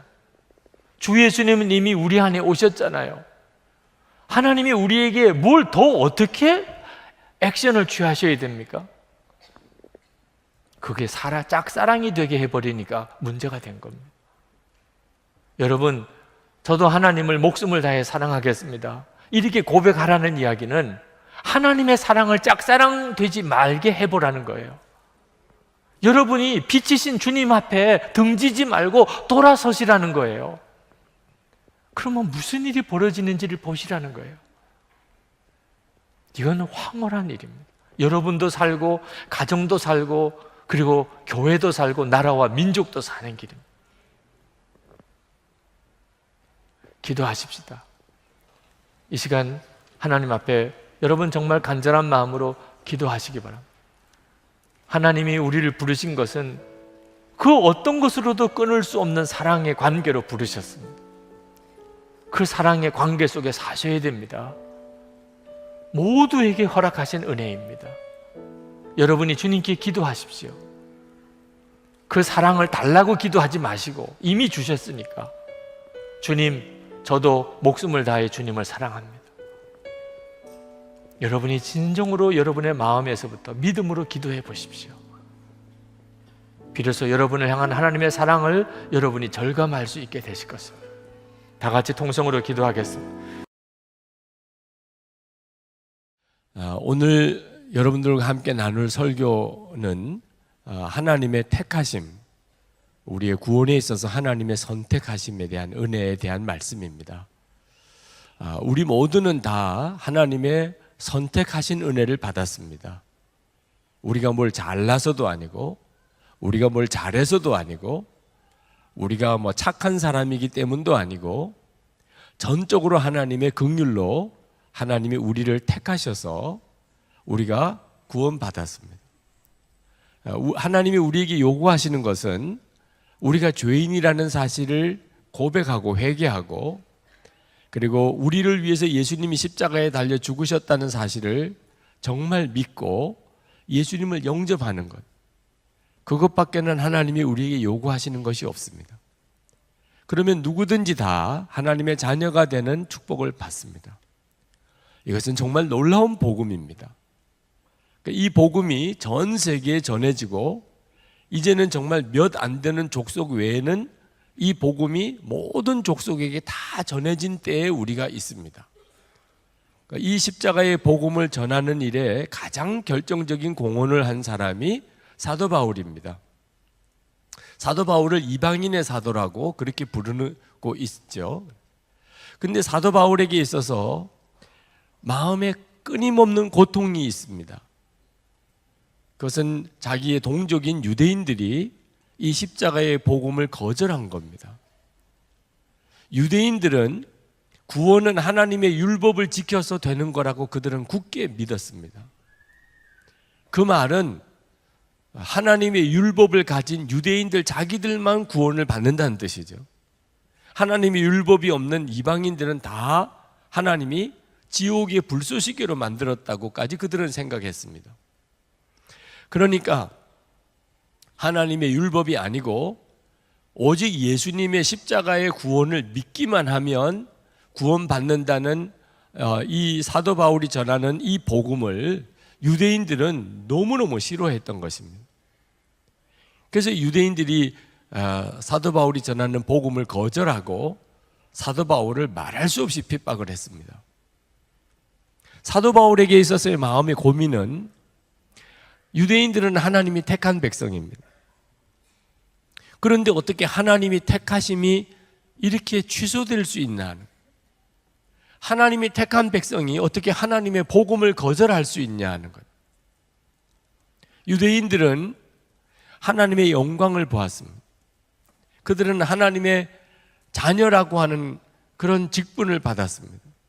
그들에게는 하나님께서 언약을 주셨고, 그들에게는 하나님이 율법을 주셨고, 그들에게는 하나님께 예배 드릴 수 있게 하나님이 예배 법을 가르쳐 주셨고, 예수 그리스도도 유대인에게서 났죠. 그런데 그들이 어떻게 하나님이 주신 이 복음을 거절할 수 있냐 말이에요. 이것은 사도 바울에게 굉장한 고민이었습니다. 근데 성령께서 사도 바울에게 그 비밀을 가르쳐 주셨는데, 이것이 로마서 9장, 10장, 11장에 나오는 내용입니다. 이 내용은 단순히 유대인의 문제만 아니고 우리 모두에게도 굉장히 중요한 내용입니다. 하나님께서 사도 바울에게 깨우쳐 주신 것이, 첫 번째는 하나님의 택하신 유대인들이 십자가의 복음을 거절한 것은 하나님의 약속이 폐해졌다는 뜻이 아니라는 것입니다. 왜냐하면 하나님이 유대인을 택하신 것은 혈통을 따라서 택하신 것이 아니라는 겁니다. 다시 말하면 유대인은 다 하나님의 택한 사람들이냐? 그렇지 않다는 겁니다. 그러면서 두 가지 예를 드셨습니다. 하나는 아브라함의 아들 이스마엘과 이삭의 예를 들었습니다. 둘 다 아브라함의 혈통입니다. 그러나 하나님이 이스마엘은 패하고 이삭을 택했습니다. 그리고 이삭과 리브가의 쌍둥이 아들 에서와 야곱, 둘 다 이삭과 리브가의 아들입니다. 그러나 하나님이 에서는 패하시고 야곱을 택하셨습니다. 그러니까 혈통적으로는 아브라함의 후손이라도 다 하나님이 택하신 건 아니라는 겁니다. 하나님이 그 중에서도 생명 있는 믿음을 가지고 있는 이들을 택하셨다는 겁니다.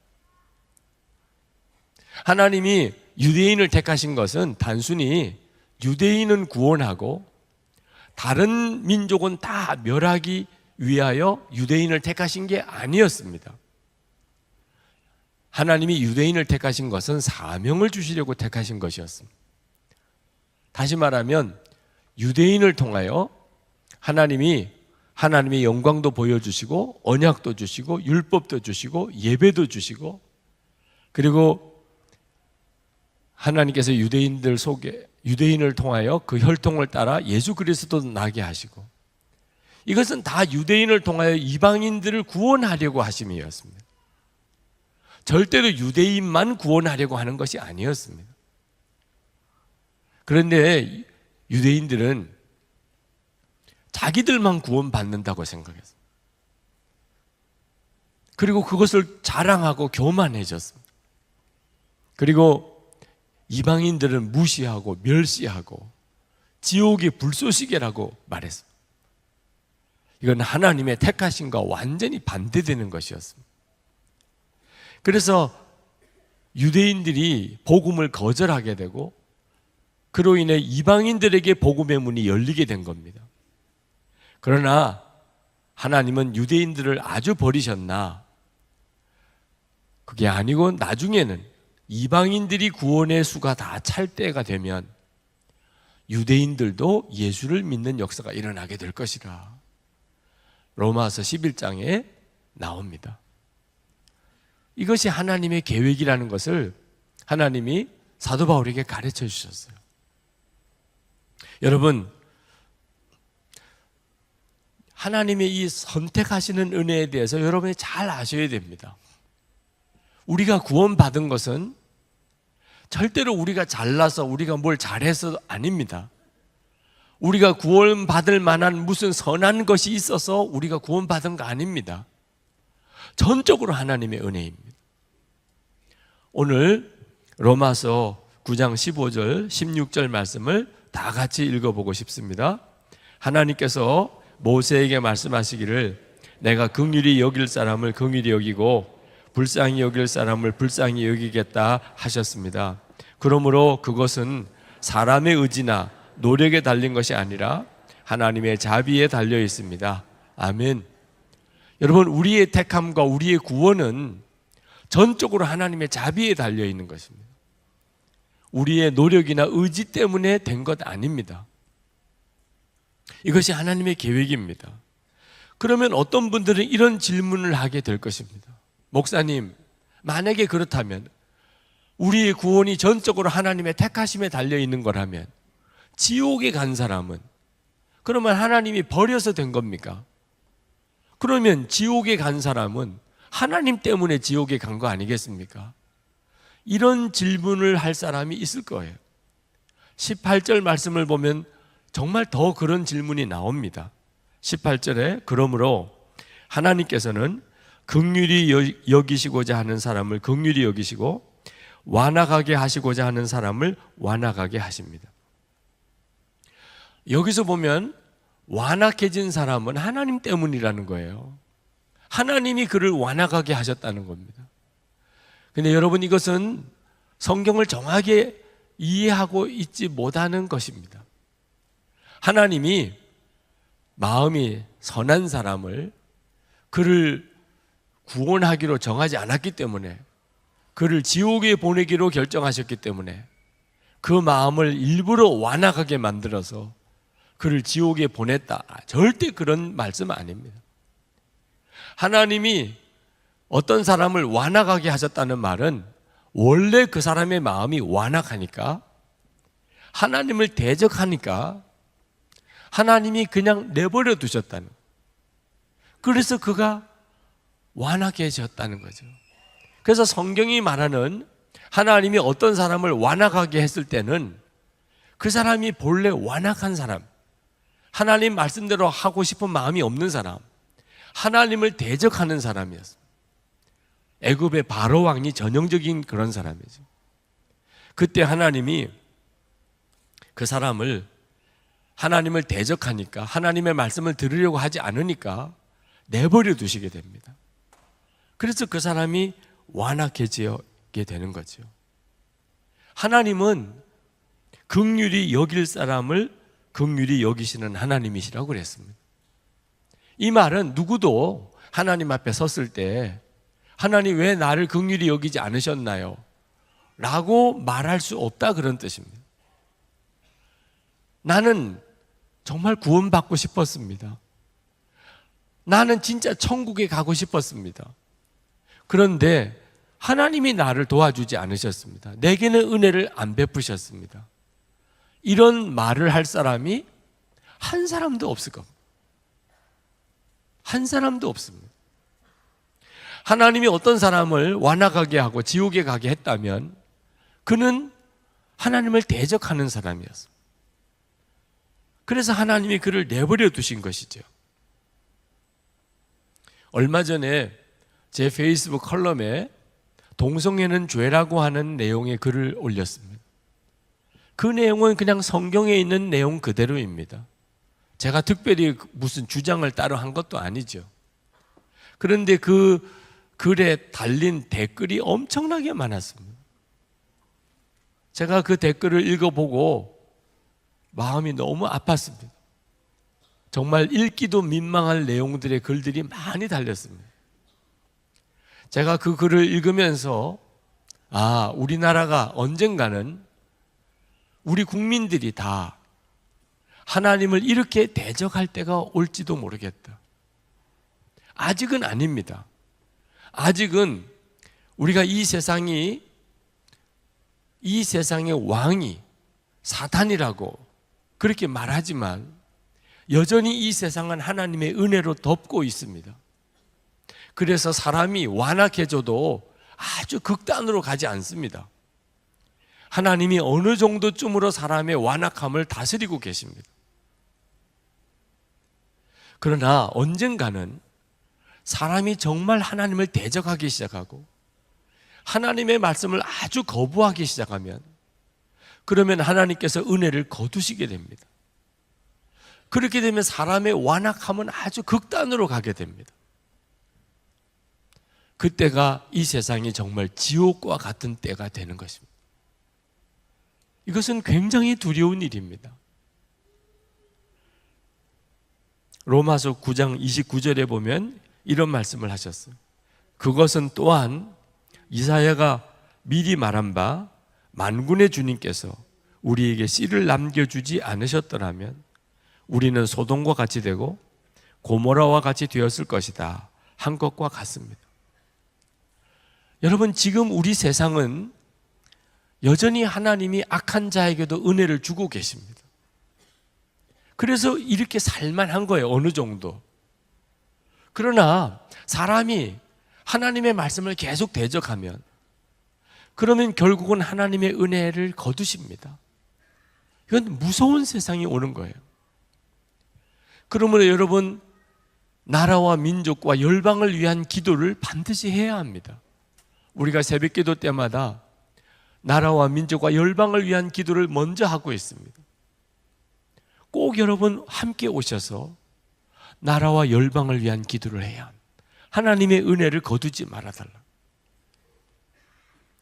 여러분, 하나님은 어떤 사람도 멸망받기로 결정하신 분이 아닙니다. 신학적으로 이 문제에 대해서 논쟁이 있습니다만 저는 분명히 하나님은 어떤 사람도 멸망받기로 결정하신, 예정하신 하나님이 아니라고 믿습니다.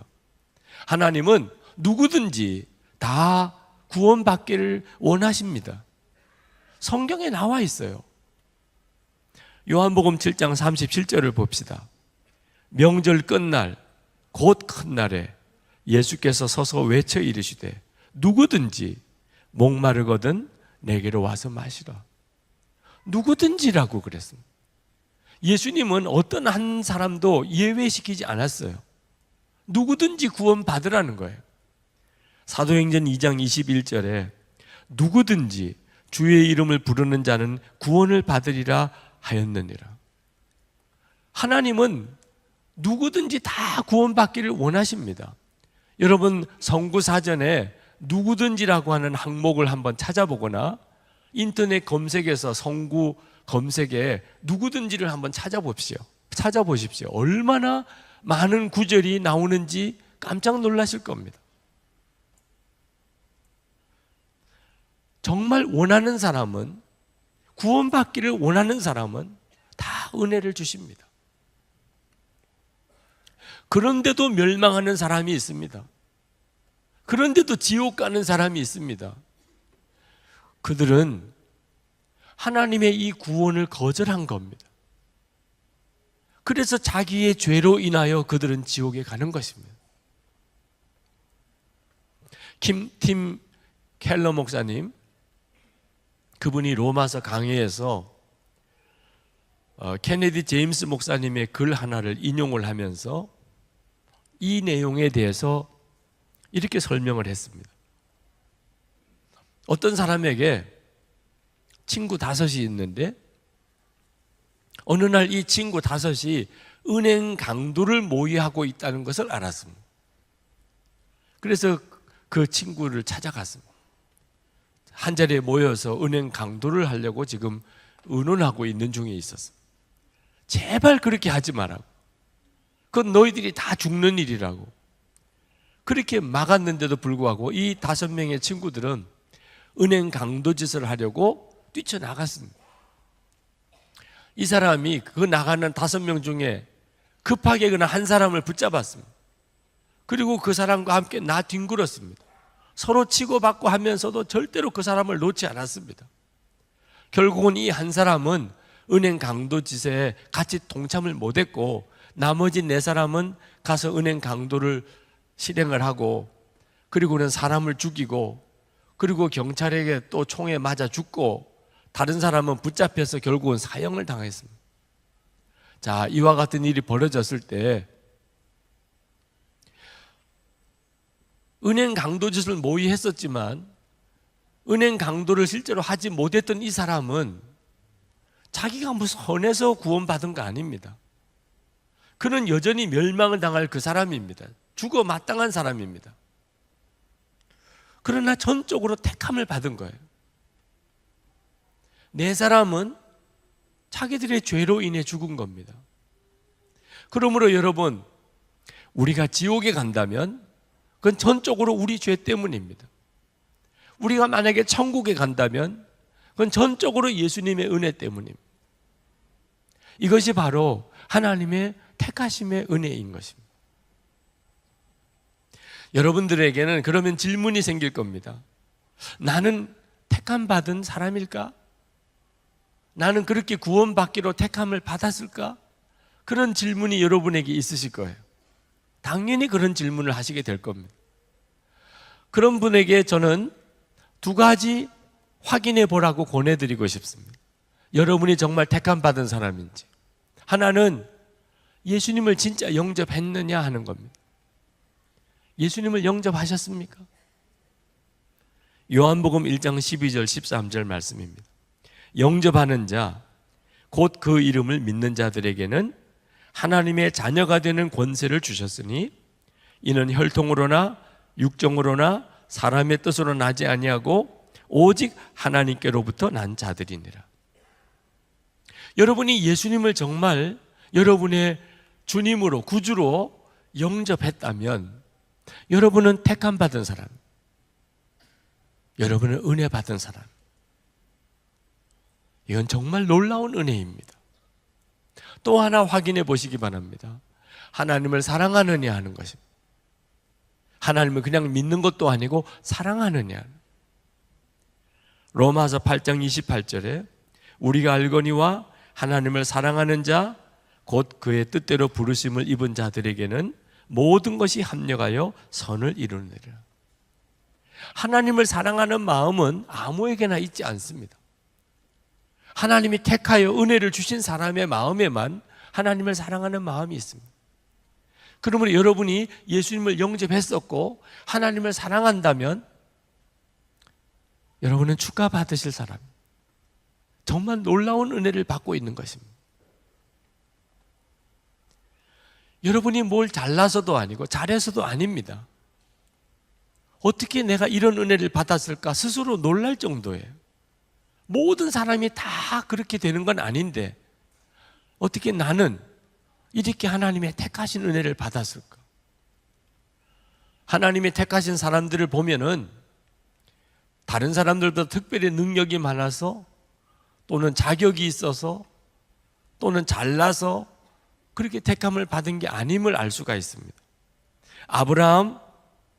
아브라함은 자녀도 없었습니다. 아버지는 우상 만드는 사람이었습니다.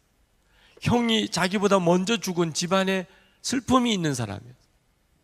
오직 하나님 믿은 거 하나밖에 없습니다. 이삭, 그 형인 이스마엘보다 그가 잘났다고 말할 수 있는 게 없어요. 그는 아주 나약하고 조용한 남자입니다. 야곱은 형 에서보다도 훨씬 못한 사람입니다. 사기꾼에 가까운 거짓말장이에요. 요셉은 11번째 아들입니다. 에브라임은 형 므낫세 동생이에요. 장자 축복을 받는데 에브라임은 둘째인데도 하나님이 에브라임을 택하여 그 아버지 반열에 세웠습니다. 하나님의 택하신 것을 보면 이상하게도 약한 사람, 자격이 없는 사람, 뭔지 부족한 사람, 둘째, 그런 사람들을 하나님이 택하신 걸 봅니다. 그건 뭘 말하는 거죠? 은혜를 알게 하려고 하시면. 우리가 택함을 받은 것도 꼭 같습니다. 여러분 절대로 착각하면 안 됩니다. 여러분이 은혜를 받았다는 말, 택함을 받았다는 말은 여러분이 뭔가 부족하고 못나서 그런 겁니다. 그래서 하나님이 여러분을 택하신 거예요. 하나님이 이스라엘 백성을 택하신 것도 모든 민족 중에 가장 작은 민족이기 때문이라고 그랬습니다. 신명기 7장 7절에 여호와께서 너희를 기뻐하시고 너희를 선택하심은 너희가 다른 민족보다 수가 많은 용고가 아니라 너희가 모든 민족 가운데 가장 작은 이유임이라. 여러분이 하나님의 은혜를 받았고 하나님의 택함을 받은 것은 정말 기뻐할 일이지만 그 말은 무슨 뜻이냐? 여러분은 다른 사람보다 못한 사람이고 문제도 많고 자격도 없는 사람이란 뜻입니다. 그러므로 절대로 자랑할 거리는 아니에요. 기뻐하지만 자랑할 거리는 아닙니다.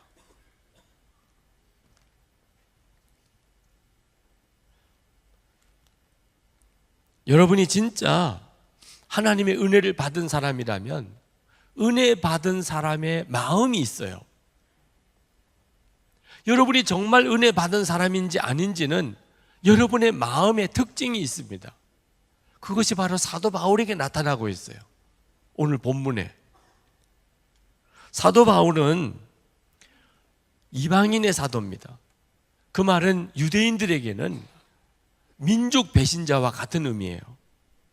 동족 유대인들을 떠나서 이방인들이 하나님의 자녀다, 하나님의 택한 백성이다, 이렇게 전하고 다니는 이 사도 바울에 대해서 유대인들은 아주 무서운 배신감, 그리고 정말 죽이고 싶은 마음이 들었던 사람입니다. 그래서 실제로 사도 바울은 유대인들에게 굉장한 핍박을 받았습니다. 그런데 사도 바울은 유대인들에게 어떤 마음을 가졌는가? 로마서 9장 1절부터 4절까지 한번 보겠습니다. 나는 그리스도 안에서 참말을 하고 거짓말을 하지 않습니다. 내 양심이 성령을 힘입어서 이것을 증언하여 줍니다. 나에게는 큰 슬픔이 있고 내 마음에는 끊임없는 고통이 있습니다. 나는 육신으로 내 동족인 내 교례를 위하는 일이라면 내가 저주를 받아서 그리스도에게서 끊어질지라도 달게 받겠습니다.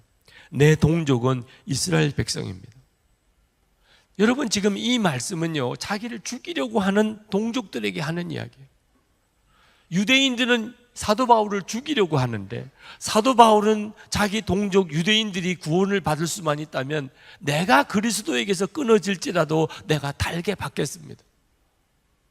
동족을 향하여 눈물의 기도가 있어요. 애통하는 기도가 있어요. 여러분, 유대인들도 택함받은 사람, 사도 바울도 택함받은 사람이에요. 그런데 마음이 완전히 다릅니다.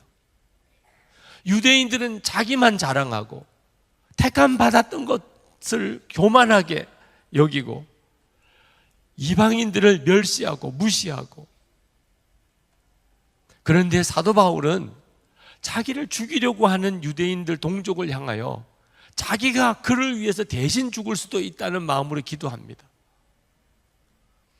어떤 게 진짜일까요? 사도 바울이 진짜인 것입니다. 택함받은 사람, 진짜 택함받은 사람에게는 택함받은 사람다운 마음이 있는 겁니다. 은혜 받은 사람은 은혜 받은 마음이 있는 거예요. 이게 바로 예수님의 마음입니다. 예수님은 예수님을 십자가 못 박아 죽이려고 하는 사람에게 하나님께 대신 기도했어요. 저들을 벌하지 말아 주십시오. 자기 죄를 알지 못합니다. 스데반 집사도 돌에 맞아 죽으면서 하나님께 기도했어요. 저들의 죄를 사하여 주십시오. 여러분, 은혜 받은 사람, 하나님이 정말 구원하기를 택함 받은 사람에게 마음에는 자기를 핍박하는 사람에게조차 사랑하고 그를 위해 기도하고 그를 위해 눈물 흘리는 마음이 있습니다. 이걸 보고 이 사람이 진짜 은혜 받은 사람이구나, 택함 받은 사람이구나 하는 것을 알 수가 있어요. 모세가 이스라엘 백성을 데리고 출애굽했을 때 이스라엘 백성들이 모세가 시내산에 올라가서 하나님의 계명을 받아오는 동안에 금송아지를 만들었잖아요. 하나님이 대노하셨습니다. 하나님께서 모세에게 말씀하시기를 내가 저들을 다 멸할 것이라. 그리고 너를 통하여 새로운 민족을 내가 만들어서 가나안 땅에 들어가게 할 것이라.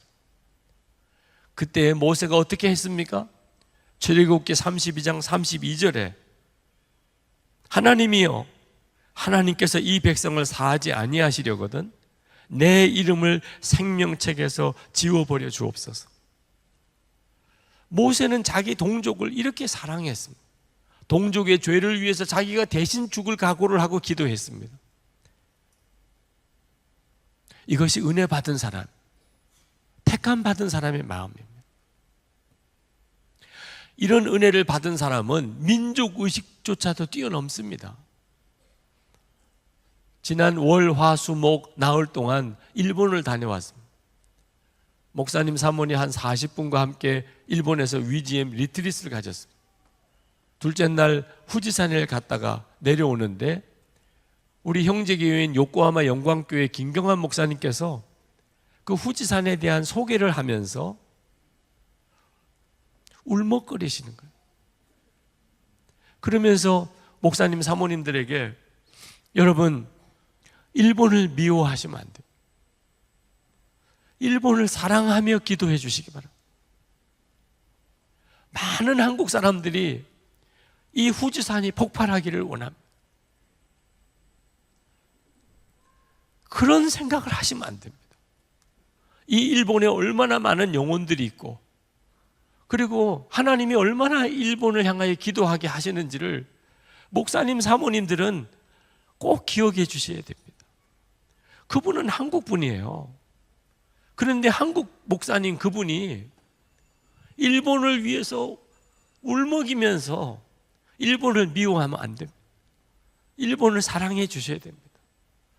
그렇게 호소하시고, 그리고 정말 차 안에서 그렇게 울면서 기도를 했습니다. 일본 땅을 위하여, 일본 영혼을 위하여. 여러분, 이 마음이 무슨 마음이죠? 하나님이 은혜로 택해 주신 사람의 마음입니다. 우리가 그런 은혜를 받았으니까, 내가 하나님으로부터 그런 택함을 받았으니까 자꾸 내 마음에서부터도 나를 혹시 미워하는 사람, 나를 죽이려고 하는 사람조차도 그를 위하여 기도가 나오고, 동족은 말할 것도 없고 우리 민족에게 있어서 너무나 아픔을 주었던 그런 나라도 품고 기도가 되는 것입니다. 여러분, 우리 민족도 똑같은 사랑을 받았습니다. 우리 한국에 와서 복음을 전했던 최초의 선교사였던 토마스 선교사님, 그분은 20대 초반의 나이에 복음 들고 대동강을 따라 올라오다가 배가 불타고, 그리고는 백사장에서 참수 순교했습니다. 포졸 나졸이었던 박충관이 목을 치려고 하는 순간에 그에게 성경책을 전해주고, 그리고는 한국말을 모르니까 예수 예수 예수 3번 부르고 그는 목베임을 당해 죽었습니다. 여러분, 영국 사람입니다. 우리 민족하고 조선민족하고 무슨 상관이 있습니까? 우리 민족을 위해서 그렇게 죽어야 될 이유가 뭐가 있습니까? 이것이 바로 은혜 받은 사람의 마음, 하나님의 택함을 받은 사람의 마음. 여기 이 자리에 모태신앙인들이 있으실 겁니다. 여러분, 부모님의 믿음을 이어받았다는 것은 엄청난 은혜입니다. 예수를 믿는 데 있어서 이보다 더 참 걸림돌이 없는 이런 복이 어디 있겠습니까? 그러나 여러분, 모태신앙 절대로 그것 가지고서 자랑할 거 아닙니다. 모태신앙인이라면 사명이 더 큽니다. 다른 사람이 받지 못한 은혜를 받았습니다. 그건 더 큰 사명을 맡겼다는 뜻입니다. 저는 3대째 목사입니다. 3대째 목사는 절대로 자랑할 거리가 아닙니다. 이건 다른 목사님보다 더 큰 사명을 받았다는 것입니다. 만약에 이걸 자랑한다면 그건 화가 될 것입니다. 유대인들이 그랬습니다. 유대인들은 택함을 받았고 은혜를 받았습니다. 그런데 그들은 다 자기 것으로만 삼았습니다. 사도 바울은 은혜를 받았습니다. 택함 받았습니다. 그는 하나님을 위하여 그리고 사람들을 위하여 자기 목숨을 다 내놓았습니다. 우리 주변에는 도무지 예수 믿을 것 같지 않은 사람들이 있습니다. 예수 믿는 사람을 무섭게 핍박하는 사람도 있습니다. 그들을 향하여 여러분의 마음이 어떻습니까? 저런 사람들은 좀 없으면 좋겠어. 저런 사람들은 다 지옥에 보내야 돼. 그러면 그 사람 자신이 택함 받은 사람 아닙니다. 하나님의 은혜 받은 사람, 택함 받은 사람은 절대로 그런 마음 갖지 않습니다. 아무리 핍박하는 사람, 아무리 예수를 믿는 사람을 무섭게 해코지하는 사람이라도 그를 위해 눈물로 기도하게 됩니다. 왜? 그 사람도 하나님의 은혜로 변화되어서 하나님의 큰 종이 될 가능성이 얼마든지 있기 때문에. 사도 바울이 그랬지 않습니까? 사도 바울이 예수님 믿는 사람 핍박하다가 그가 예수님 때문에 오히려 순교한 사람이잖아요. 그래서 사도 바울이 로마서 12장 14절에 너희를 박해하는 자를 축복하라. 축복하고 저주하지 말라. 아마 사도 바울 자기 심정이 었을 거예요. 핍박하는 자를 위해서 절대로 저주하지 마라. 그를 위해 축복하라. 하나님의 계획은 모르는 거예요. 페이스북에 올라온 글 하나를 오랫동안 마음에서 잊어지지가 않습니다. 어느 목사님이 교회를 오고 가시는 길에 늘 그 구걸하고 있는 거지를 보았습니다. 한 번은 그 거지에게 전도를 했어요. 예수 믿으세요. 교회 나오세요. 그랬더니 이 거지가 목사님에게 정색을 하고 묻더래요. 제가 그렇게 해도 되겠습니까? 목사님이 물론이죠. 교회 나오셔도 되지요. 아니 교회 못 나오실 이유가 뭐 있습니까? 그랬더니 이 거지가 다시 묻더래요. 진짜 제가 교회 나가도 되겠습니까? 그때 목사님의 마음의 생각에 진짜 이 사람이 교회 나와도 되겠나 하는 생각이 들더라는 거예요. 여러분, 거지가 교회 나오면 됩니까? 여러분 다 물론이지요. 교회 나오면 되지요. 거지도 교회 나와서 예수 믿으면 되지요. 그런데 여러분 진짜 생각해 보셔야 돼요.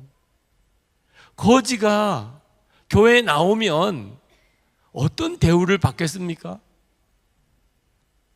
정말 따뜻하게 모든 교인들이 그를 맞아줄 것입니까?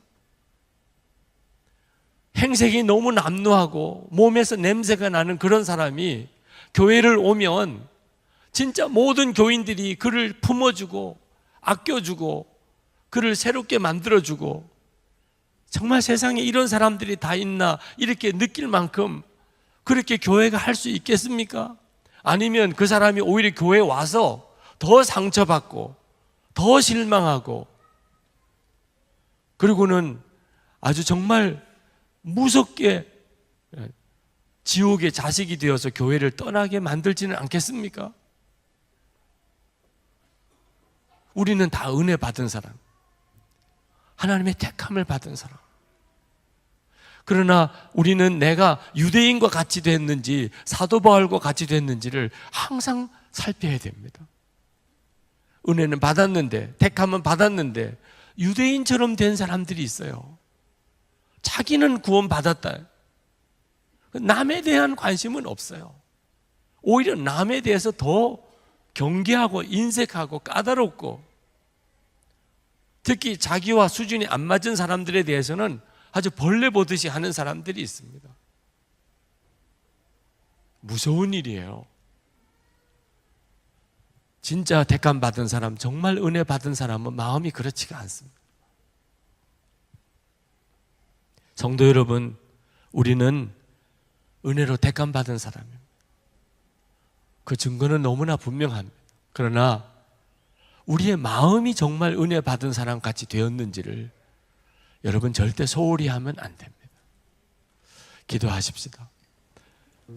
우리 하나님께 기도할 때, 하나님, 제가 은혜 받은 것을 감사합니다. 하나님, 저를 택하여 주신 것에 대해 감사합니다. 그러나 하나님, 제가 어느 순간에 정말 유대인처럼 되어버리지 않았나 싶습니다. 불신자들에 대한 관심 너무 없고, 동족에 대한 눈물의 기도도 어느 순간 사라져버리고, 그저 민족 감정 벽 하나 넘어서지 못하고, 사람들에 대해서 내가 자꾸 세상의 눈으로, 인간적인 눈으로 가리고 구분하고, 하나님 용서해 주시옵소서. 진정한 주님의 은혜의 감격과 사랑으로 다시 나를 정결하게 하시고 은혜의 사람으로 살아가게 해 주옵소서. 통성으로 기도하겠습니다.